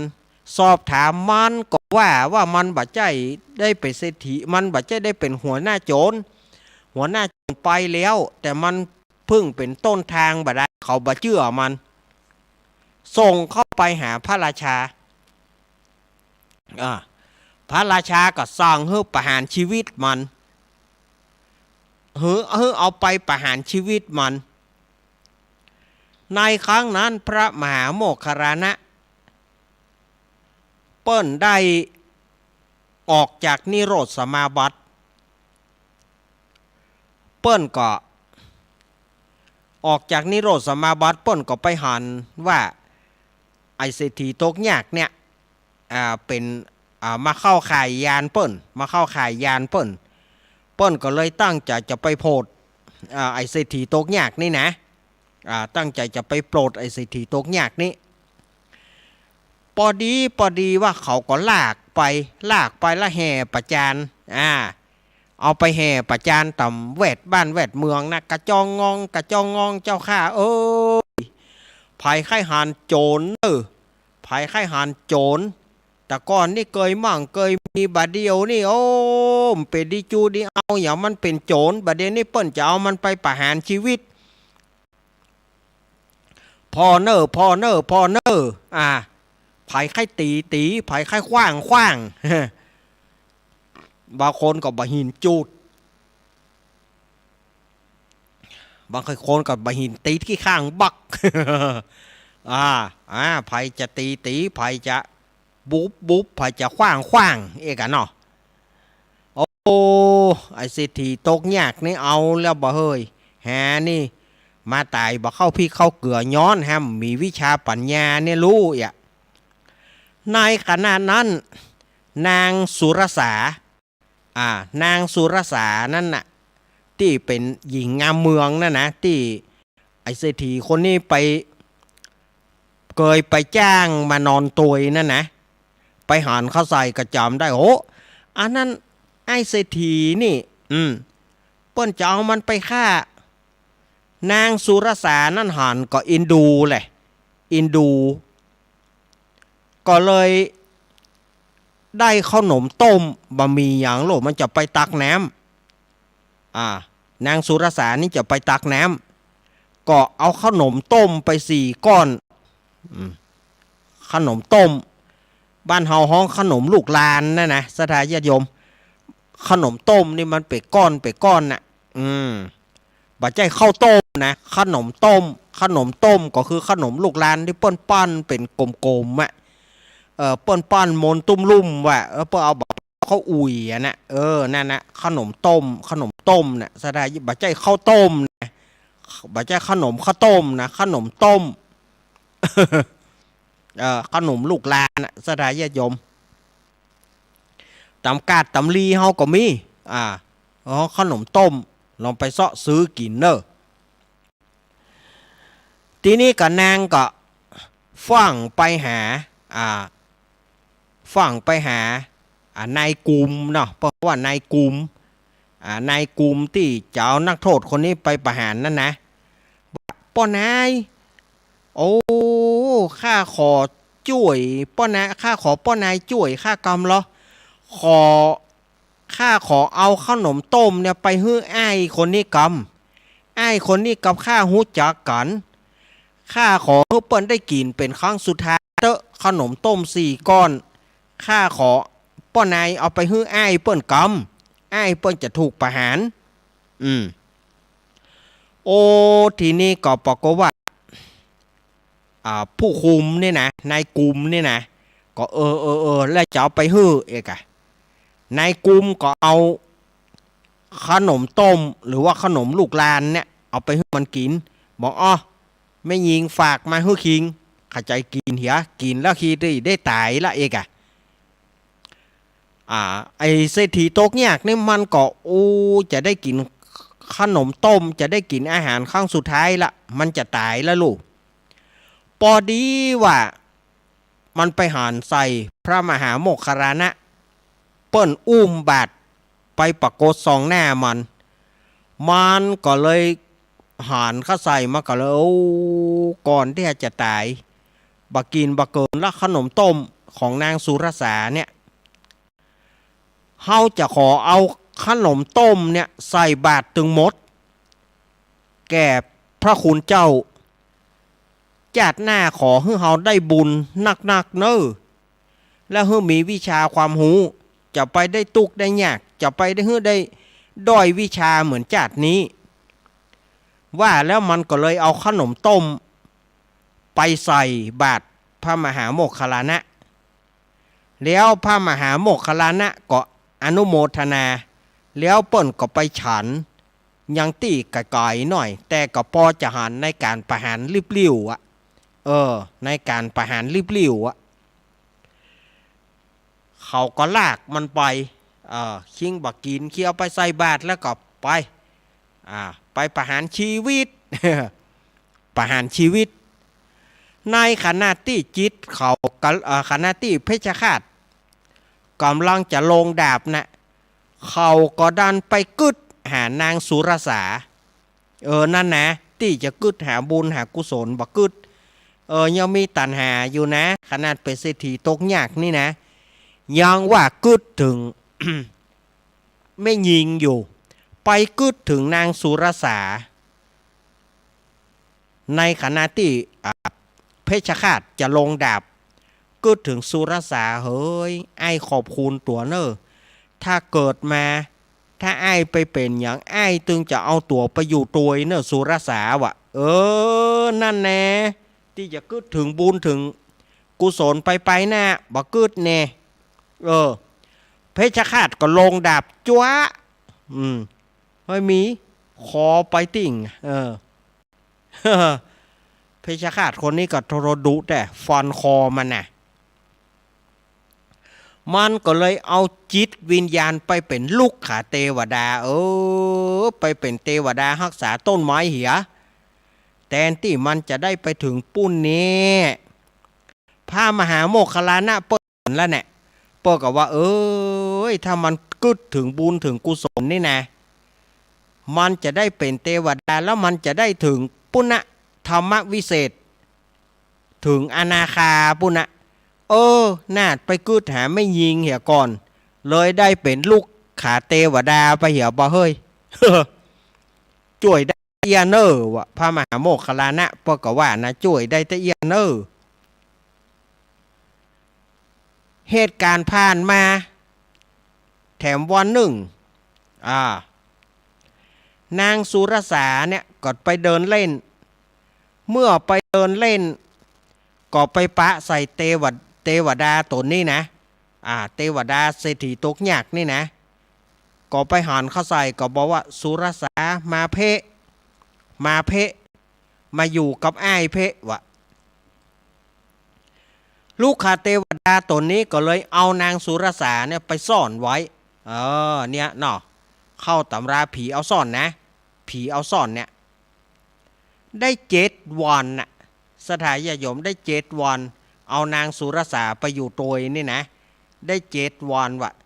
ฝ่ายว่าแม่ของนางสุรสาเนี่ยก็ไปเสาะหาก็บปะก็เลยเข้าไปที่วัดพระเชตวันมหาวิหารเข้าไปถามพระมหาโมคคัลลานะพระมหาโมคคัลลานะก็ไปทูลถามพุทธเจ้าพระพุทธเจ้าว่า7 วันนางสุรสาจะมาที่นี่ 7 วันนางสุรสาจะมาที่นี่วันท่วน7นางสุรสาจะมาที่นี่แล้วถึงวันที่7นางสุรสาก็บอกว่าไอ้น้องจะปิกไปบ้านก่อนเนอะอีแม่ถ้าจะกองหาน้องไปเตอะไอ้ก็จะไปตัวเหมือนกันว่าแล้วก็เทวดาก็บันดาลใจฮือตึงลูกขาเทวดาแล้วก็นางสุรสาเนี่ยเข้าไปที่วัดพระเชตวันมหาวิหารโดยมีแม่ของนางสุรสาเนี่ยก็นั่งฟังธรรมปนกับคนอื่นแต่บ่หันนางสุรสาเตื้อเพราะว่าพระพุทธเจ้ายังบังตาไว้อยู่พุทธเจ้าบังตาไว้ส่วนลูกขเทวดาตัวนั้นก็ไปนั่งฟังธรรมตัวเปิ้น เมื่อฟังธรรมบอกก็ว่าไปซึ้งในรถพระธรรมหรอกลูกขเทวดานี่นะอดีตเศรษฐีตกหยักนี่นะอดีตคนบอกหูวิชานี่นะมันก็ไปฟังธรรม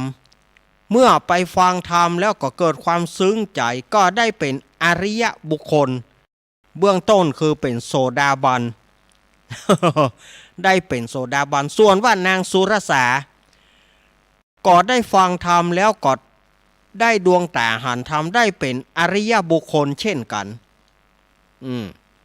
แต่ว่านางสุรสานี่จะได้ขั้นไหนอาตมาบอกหูพอเปิ่นบ่ได้เล่าไหมเอาไปว่าเศรษฐีเทวดาลูกขเทวดาเนี่ยได้แค่โสดาบันนั่นเมื่อทั้งสองหูธรรมแล้วพระพุทธเจ้าก็คายพุทธฤทธิ์เฮือกับนางสุรสาแล้วก็แม่เปิ้นหันเข้าใส่แม่เปิ้นหันก็เข้าไปกดอีน้อยมึงมาละกะมึงลูกที่ไหนมึงไปอยู่ไหนแม่เอกะเนาะอีน้อยมึงไปอยู่ไหนแม่อีแม่กินป้อบ่ได้นอนป้อบ่รับเอกะว่าถามนางสุรสาก็เล่าให้ฟังว่าผีเอาซ่อน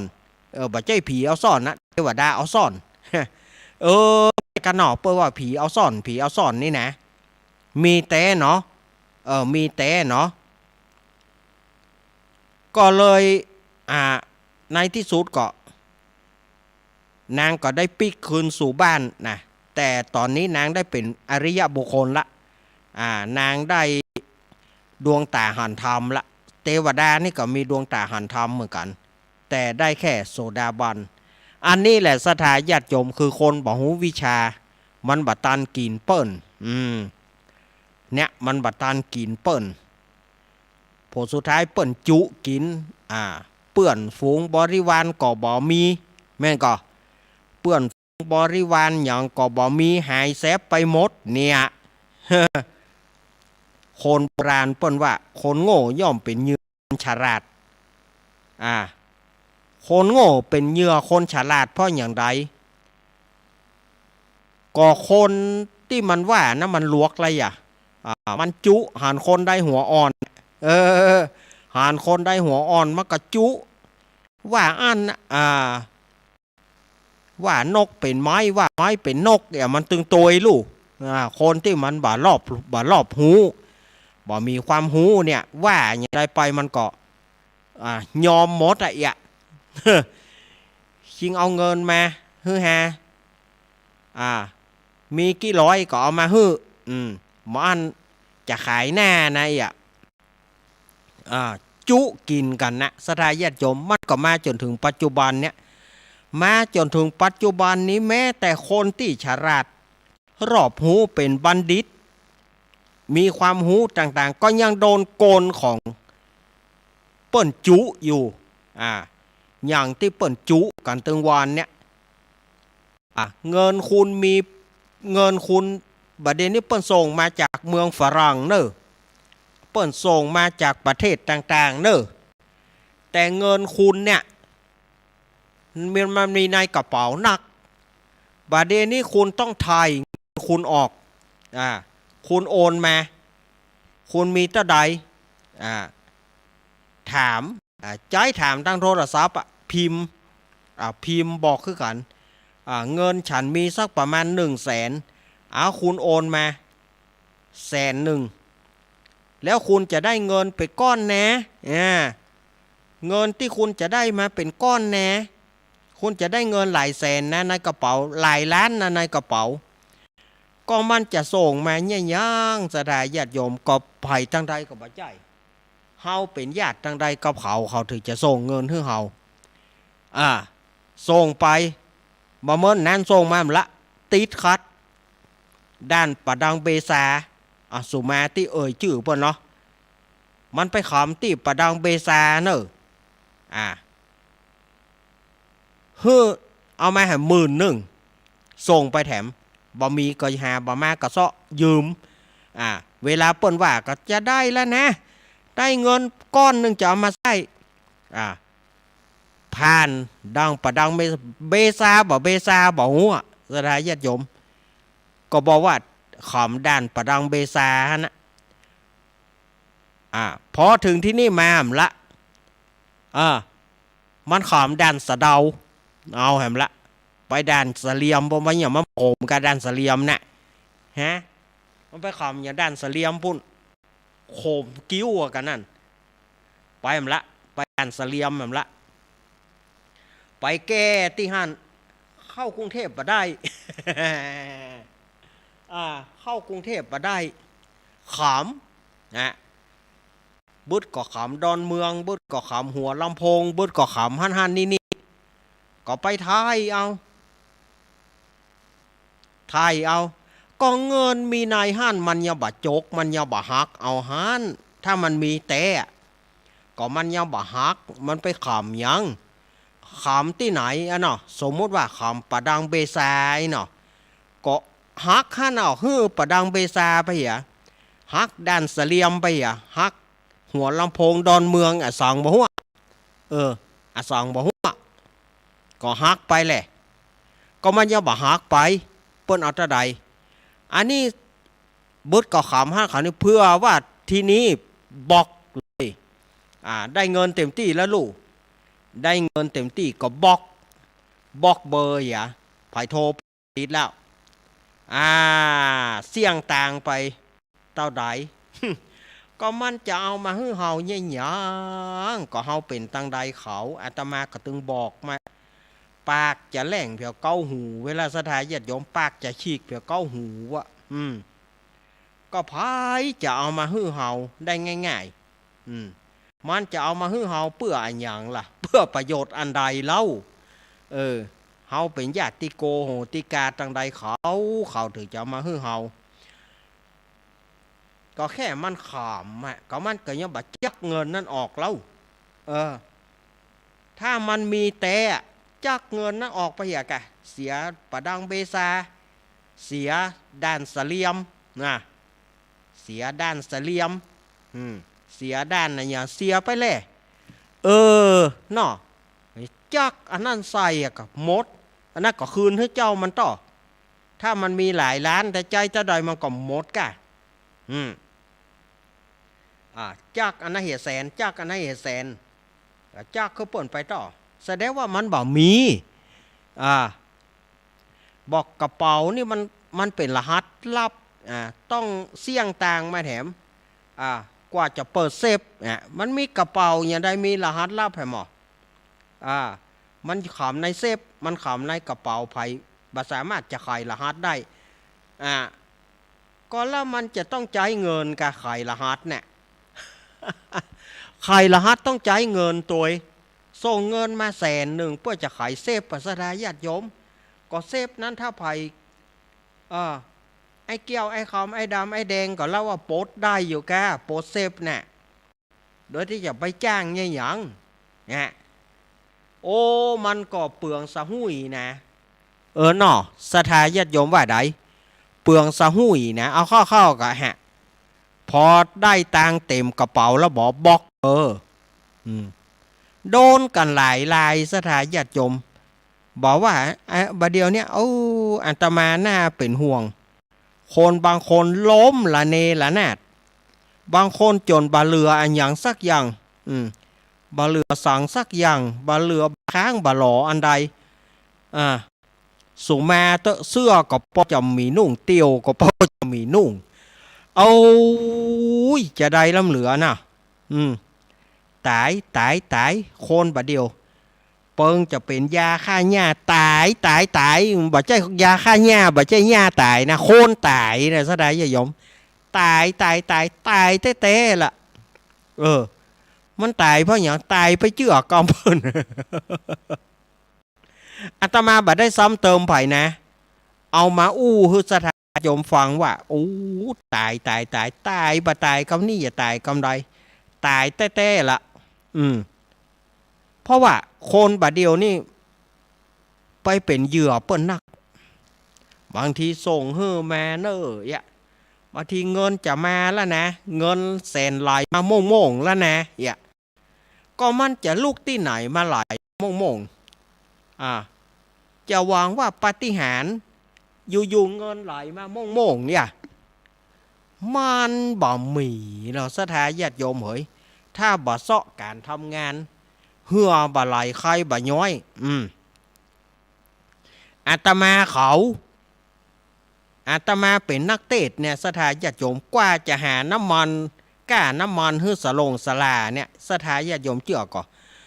ไปเทศนี่หิมล้มหิมตายฝนตกก็จำเป็นได้ไปฟ้าห้องฟ้าผ่าก็จำเป็นได้ไปก็เฮาก็ต้องไปไปหากว่าที่เฮาจะได้มากว่าจะได้มีก้าน้ำมูกน้ำมันฮื้อกับโชเฟอร์บ่มีก้าน้ำมูกน้ำมันเปิ้นก็บ่ไปกว่าเฮาจะหาได้ป้าเจ้าว่าเฮาไปเฮาต้องไป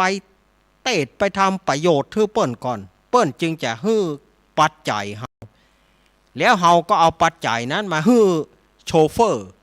ก้าน้ำมูกมันโชเฟอร์ป้าใจว่าอยู่ๆมันจะมาลอยมาโม่งเนี่ยอยู่ๆมันจะลอยมาอย่างอาตมาหนังอู้ห้องส่งนี่เนาะสุมาที่ห้องส่งที่ศักดิ์สิทธิ์เนาะที่วัดปากตากเจริญผู้ศักดิ์สิทธิ์สมมติว่ามันมานี่ลอยมาโม่งมันมีทางสถาญาติโยมอยู่ๆเงินจะลอยมาท่อเน้นลักนี่อู้เก่งแต่เอาสตางค์ให้มันเทวดาส่งมามันมีบ่มีอันอย่างที่จะบะตุกสถาญาติโยมพ่อแม่เฮาหาเงินมาเลี้ยงลูกกี่รุ่นละป้ออุ้ยเอาป้อมอนเนาะป้อมอนป้อแมนป้อมินป้อเหมาะป้อแมะเลี้ยงหลานเลนโลลินลี่เลนแล่เลนแระมากี่เจนกี่จัดก็หากันเลี้ยงลูกเลี้ยงเต่าหากันทั้งนั้นบ่ใจว่าเปิ้นเกิดมามีสตางค์ที่เปิ้นตุกที่เปิ้นเฮาหาเงินเปิ้นมีก็เปิ้นหามานั่นน่ะจะด้วยทางสุจริตก็จ้างจะด้วยทุจริตก็จ้างเปิ้นก็ยังได้ชื่อว่าหาเงินมอนแมนมินมีก็หามามินมีเหมาะแมะส่งมาจนถึงมอนส่งมาจนถึงส่งมาจนถึงลูกส่งมาจนถึงลานเลนลินลี่หล่อนล่อแลนแล่แลนแดะบางคนเกิดมาคิดว่าเกิดมาบนกล่องทองเกิดมาบนเงินบนทองก็เลยจ้ายช่วยกันผลาญช่วยกันผลาญโดยที่บอกฮู้ว่าเปิ้นหามาเปิ้นหามาหิมล้มหิมตายแล้วหม่อนแม่นต่างๆเปิ้นหาไว้ฮื้อเขาอยู่ดีกินดีเขาก็เลยลืมกันคิดว่าบ่ต้องหาอย่างละเงินตึงมีก็ใจกันไปนะมันจะมีที่ไหนบ่ได้บอกว่าอย่างก็คนโบราณเปิ้นว่าอย่านอนตื่นสายอย่าอายทำกินอย่าหมิ่นเงินน้อยอย่าคอยวาสนาอย่านอนตื่นสายลูกขวายมันได้กิน เพื่อจะไปกัดก็มีกินแล้วนะเปิ้นว่ารับลูกเจ้ากินพักทั้งไปรับลูกขวายกินพักทั้งเก้ามันจะได้กินก้านมันเกามันยอดมันเปิ้นเอาไปหัวเถียมันตันได้มันบัดตันได้กินเปิ้นน่ะลูกควายก็เหลือก้ากินเกาพักได้กินก้านมันใบมันยอดมันได้กินเปิ้นซะเหียเนี่ยอย่านอนตื่นสายอย่าอายทำกินเนี่ยยังก็อายให้เปิ้นจะไปทำกินอย่างก็อายให้เปิ้นกลัวเปิ้นว่ากลัวเปิ้นบ่สมศักดิ์ศรีบ่สมฐานะอันยังบ่ฮู้ว่าไปเนี่ยอย่าอายทำกินอย่าอายทำกินสถาญาติโยมนะอย่าหมิ่นเงินน้อย บางคนอย่างสมัยบะเดียวหันสตางค์เหรียญบงเหรียญบาทบะเดียวสมัยตะก่อนกว่าที่เฮาจะได้บาทมาเป็นนักเรียนเนี่ยสถาญาติโยมเชื่อก่อรุ่นอาตมาเนี่ยนะสมุด25 ตังค์บ่มีปัญญาซื้อ เตื้อพ่อแม่ก็บ่มีขนาดยางลบดินสอยางลบนี่นะญาติโยมเจือก่อ กับไม้ฉ่ำฉาที่มันอยู่ต่ำหน้าหงเฮียนน่ะกับไม้ฉ่ำฉาเนี่ยเอามาลบ เอามาลบหนังสือลบที่มันผิดนะที่มีเงินเปิ้นมียางลบเปิ้นบ่ฮื้อเฮาเอากาบไม้บะฉ่ำฉาเนี่ยสถาญาติโยมเอามาลบมันก็ยังว่านั่นสมุดมันตึงบ่เป็นดีจูดีเอาอย่างละกะวกกะไว้ สมุดนะกะวกกะไว้มันตึงเป็นดีจูดีเอาอย่างก็เพราะเฮามีสมุดเล่ม25 สตางค์หน้าเหลือเล่มบาทบาเดียวกันนะบ่มีสตางค์ซื้อบ่เตื้อกอบบ่ต้องเขียนนะลูกไปฟังเปิ้นก็เอาเพราะเนี่ยคนแต่ก่อนถึงฮู้หนังสือฮู้พ่องบ่ฮู้พ่องบางคนเข้าโรงเรียนแล้วอ่านหนังสือได้เขียนบ่ได้ก็มีนะเพราะสมัยก่อนมันเข้าโรงเรียนอ่านได้เขียนบ่ได้บ่มีปิดวะมันยังบ่มีปากกาด้วยนะใจปิดใจปิดเป็นอย่างไรปิดก็ดินสอนะสถาญาติโยมนี่เดี๋ยวอาตมาจะเอาให้ดูอาตมามีปิดเกียมไว้นี่อยู่เดี๋ยวอาตมาจะเอาให้ดูนะเพราะสถาญาติโยมบางคนอยากจะไข่หันปิดไข่หันปิดมันเป็นอย่างไรปิดก็คือดินสอนั่นนะนี่อาตมาวางให้พอเลยนี่เนี่ยคือตัวปิดก็คือดินสอนะเลี่ยมแล้วเลี่ยมแถมนะสมัยก่อนนะเลี่ยมแล้วเอาจนปอจากที่มันยาวเนี่ยมันยาวเป็นนิ้วไหมก่อเข้ามันมาเนี่ยหาหอแล้วหินนี่จนว่าหินจะว่ามีที่กรรมสมัยก่อนนะที่เปิ้นมีเงินนะเปิ้นก็ได้จ่ายปิดเนี่ยอันเปิ้นมียางลบหัวยางลบเปิ้นนี่หัวยางลบเปิ้นมีนี่เวลากาเปิ้นอ่านผิดเปิ้นเขียนผิดเนี่ยเปิ้นก็เอายางลบเขาลบมั้ยก็เฮาเขียนได้บ่มีเพราะว่าปิดนะไปซื้อมากว่าเปิ้นจะบริจาควันเด็กวันหยังกว่าจะได้มาปิดแต่ก่อนจะมียางลบอันที่เปิ้นมีก็มีปิดราคาแพงหน่อยดินสอราคาแพงหน่อยถึงจะมียางลบปิดราคาถูกบ่มีปิดราคาถูกดินสอราคาถูกมีไปเอากับไม้ฉ่ำฉาก็บอกก่อนหนังยืดห้อยตองต้อยเอาหนังยืดเขามัดกับปิดนี่เอาลบ เมียกะวกกะไว้สถาญาติโยมเนี่ยสมัยก่อนพ่อแม่เขาหาเงินบางคนกว่าจะได้25-50นี่บางคนโดนไม่แซ่ไปหมดกี่ตังใครอยากกินขนมพ่อแม่มันบ่มีเฮือมันบ่มีมันบ่มีจะไปเอาไหน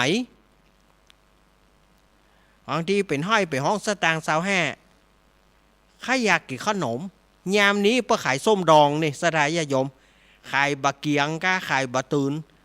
ใครอยากกินบะตืนอันที่เปิ้นมีเงินเปิ้นก็กินเปี้ยแน่ละอ่อนมีสตางค์เนาะเปิ้นก็กินเปี้ยแน่เปี้ยตาเฮามีใครอยากกินบะตืนเปิ้นก็บ่มีฮื้อสตางค์บ่มีเนี่ยไอติมมาลิง2 อัน25ก็บ่มีปัญญาซื้อให้ลูกคือเต้าสตางค์บ่มีสมัยคนบาทเดียวนี่หันเงินน้อยดูถูกสตางค์บาท2 บาทเอาซุกไปต่ำหูเสานะเอาซุกไปเหี้ยไปต่ำนะบางทีเขาถามว่าโอ้อย่างใดสตางค์เหรียญบาทเหี้ยเบอร์สูงยังบ่เก็บมันอย่างเศษสตางค์โอ้สูบว่าอย่างอันก็เศษสตางค์ธรรมโมสังโฆเนาะแต่ก่อนนี่กูเขากว่าจะได้มานี่ธรรมโมเนาะเอาข้างนี่นะสถาญาติโยม เอาข้างไปเปาะคนใหญ่ขายข้างหน่อยนะข้างที่มันเหลวเตียวเนี่ยเปิ่นเอาไปขายเฮ้เปิ่นเอาไปขายบ่ขายบัวเปิ่นก็สตางค์มาเฮ้25-50อันน่ะกะข้างคิงกะข้างคิง25-50ดีใจนะเปิ่นเอาข้างไปขายจริงเปิ่นขายบ่ขายโหมันเหลวเตียวแล้วโลกเปิ่นให้อย่าขวางตรงนั้นเอาสตางค์มาเฮ้ย50ตังค์บาท บาทเนี่ยมาได้เต้นะเนี่ยบางคนเนี่ยบอกว่าหมิ่นเงินน้อยดูถูกว่าไปเศษสตางค์ฮับจ้างฮับใบกะน้อยก็บ่เอาจะเอากะนักก่อนแล้วความหูตัวมันบ่ปอความหูตัวมันบ่ปอจะเอากะจ้างเฮ้มัน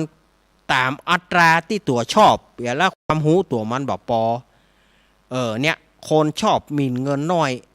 บางทีสตางค์เหี้ยประจำนะก็ย่อบักเก็บเนี่ยเก็บไม่อยากเศษสตางค์โอ้ยบางทีเอาใจหายเลยสถานยมใจหายก็คำว่าเศษสตางค์เนี่ยสมัยก่อนเฮากว่าจะได้แม่นี่งานวันเด็กสถานยมเปิ้นได้กินคน2 บาทเฮาได้ไปบาทเกิงไปงานวันเด็กเนี่ยสถานยมแล้วฮื้อเหลือมาเนอะพอละฮื้อเหลือมาพ่องเนอห้ามใจเสี่ยงเนอดูปานอ่านเกินนะสมัยเฮานะสมัยเฮาเป็นละอ่อนเนี่ยเงินบาทเกิงฮื้อเหลือมาพ่องซื้ออย่างอันใดที่มันได้กินนักข้าวหนมเส้นข้าวหนมเส้นถ้วย50ก็กินขนมเส้นเนี่ยแล้วก็แล้วเนอะก็บอกก็ไปซื้อตำส้มเหีย50 ตังค์กินนะก็แล้วสตางค์จะบอกปอมาบ้านเหลือตังค์แห่งบ้านน่ะเหลือตังค์แห่งบ้านเนี่ยขนมนี่เปิ้นแจกอยู่ละสถานญาติโยมว่าเตือก็ไปได้มันไม่ใช่ได้สตางค์หรอกของขวัญเขาไปวันเด็กวันอย่างมันก็ไปของขวัญขนมขะเนะหมูนั่นน่ะ ขนมอย่างต่างๆได้นะ มันก็บ่จะได้ไปสตางค์หรอกเขาไปแสดงความสามารถไปฮ้องเพลงไปเป่าคุยอาตมานี่นะแต่ก่อนเนี้ยอาตมาเป่าคุยไปที่จ้างที่เปิ่งเป่าคุยรับจ้างรับจ้างเป่าคุยเปิ้นฮ้องเพลงไหนกะเปิ้นซอไหนกะอาตมาทำทั้งนั้นได้เงินแต่ละเตื้อบาทได้ถึง20นะสถายจ้างหมดคุยเนี่ยแต่ก่อนเล่นจ้างหมดบาเดียวนี่มันมีก็ได้อยู่เอาสอนละอ่อนก็ได้อยู่แต่ก่อนนี่จ้างนะ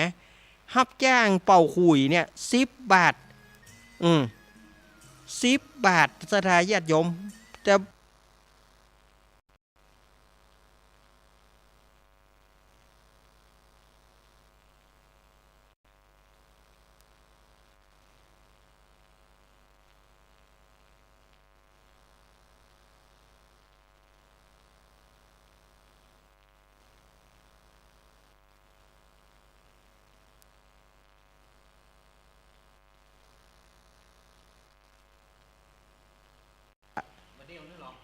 บาเดียวนี่มันมีก็ได้อยู่เอาสอนละอ่อนก็ได้อยู่แต่ก่อนนี่จ้างนะฮับจ้างเป่าคุยเนี่ย10 บาท10 บาทสถานญาติโยมจะหมดโดนด่าโดนตีมาละเนี่ยเนี่ยสถานญาติโยมทีนี้อาตมาไว้ว่าอย่าหมิ่นเงินน้อยแล้วอันหนึ่งอย่าคอยวาสนาส่วนมากคนตั้งหลายคอยวาสนาขอเฮือราชรถมาเกยเตอเฮือเปิดรถเก่งมาเฮือสักกันเฮือเปิดเอาเฮือคนใจดีเอารถเก่งมาเฮือสักกันเฮือเปิ้นเอาเงินมาเฮือสักล้านเนี่ยโอ้สถานญาติโยมบัดต้องไปว่าแล้วรถเก่งรถเข็นกันเปิ้นยังบอกฮือเนี่ยอาตมาฝากไว้อย่านอนตื่นสายมันบัดตอนเปิ้นอย่าอายทำกินจะไปอายการทำมาหากิน มีอย่างใดก็ทำไปอย่าหมิ่นเงินน้อยจะไปหมิ่นเปิ้นจ้างได้น้อยได้อย่างจะไปว่าอย่าคอยวาสนาจะไปคอยลาดชะลดเกยกระเดียวมันจะลอยโม่งมาเนี่ยกระเดียวเน้นลักจัดรายการนี่กระเดียวเงินจะลอยมาโม่งมีทางโนเวสเวิร์นเวอร์อันนี้ว่ากันไปแต่โนเวสเวิร์นเวอร์บ่มีไผ่ที่มันจะเอามาฮื้อเฮามันจึงบอกฮื้อถ้าเฮาบ่หาคนเดียว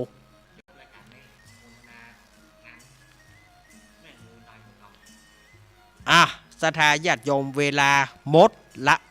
แต่มาเลยไปหน่อยเพราะมันอู้ปฏิดปะตอกันเนาะจริงนาฬิกาบอกว่าหมดเวลาแล้วเจ้าหน้าที่โบกมือเจ้าหน้าที่บอกโบกมือกันจี้ไปทางประตูจัดหลายเตือละขจายแหละปล่อยวันที่12กรกฎาคม2569ตรงกับวันอาทิตย์เนอะอาทิตย์ที่12ก็วัดห้วยงูในเนอะอำเภอฝางว่าวัดโสพนารามอำเภอฝางเจิญสถาญาติโยมไปห่วมถวายเตียจำนำพรรษาบ้านของแม่เจ๊กนกพิษชัยนาบ้านของแม่บุญปันตาเหียงเปิ้นจะยกชาร์จถาดโดยเนาะเจิญจวนคณะสถาญาติโยมไปห่วมกินห่วมทานกันในวันที่12กรกฎาคมเนอะตรงกับวันอาทิตย์เนาะ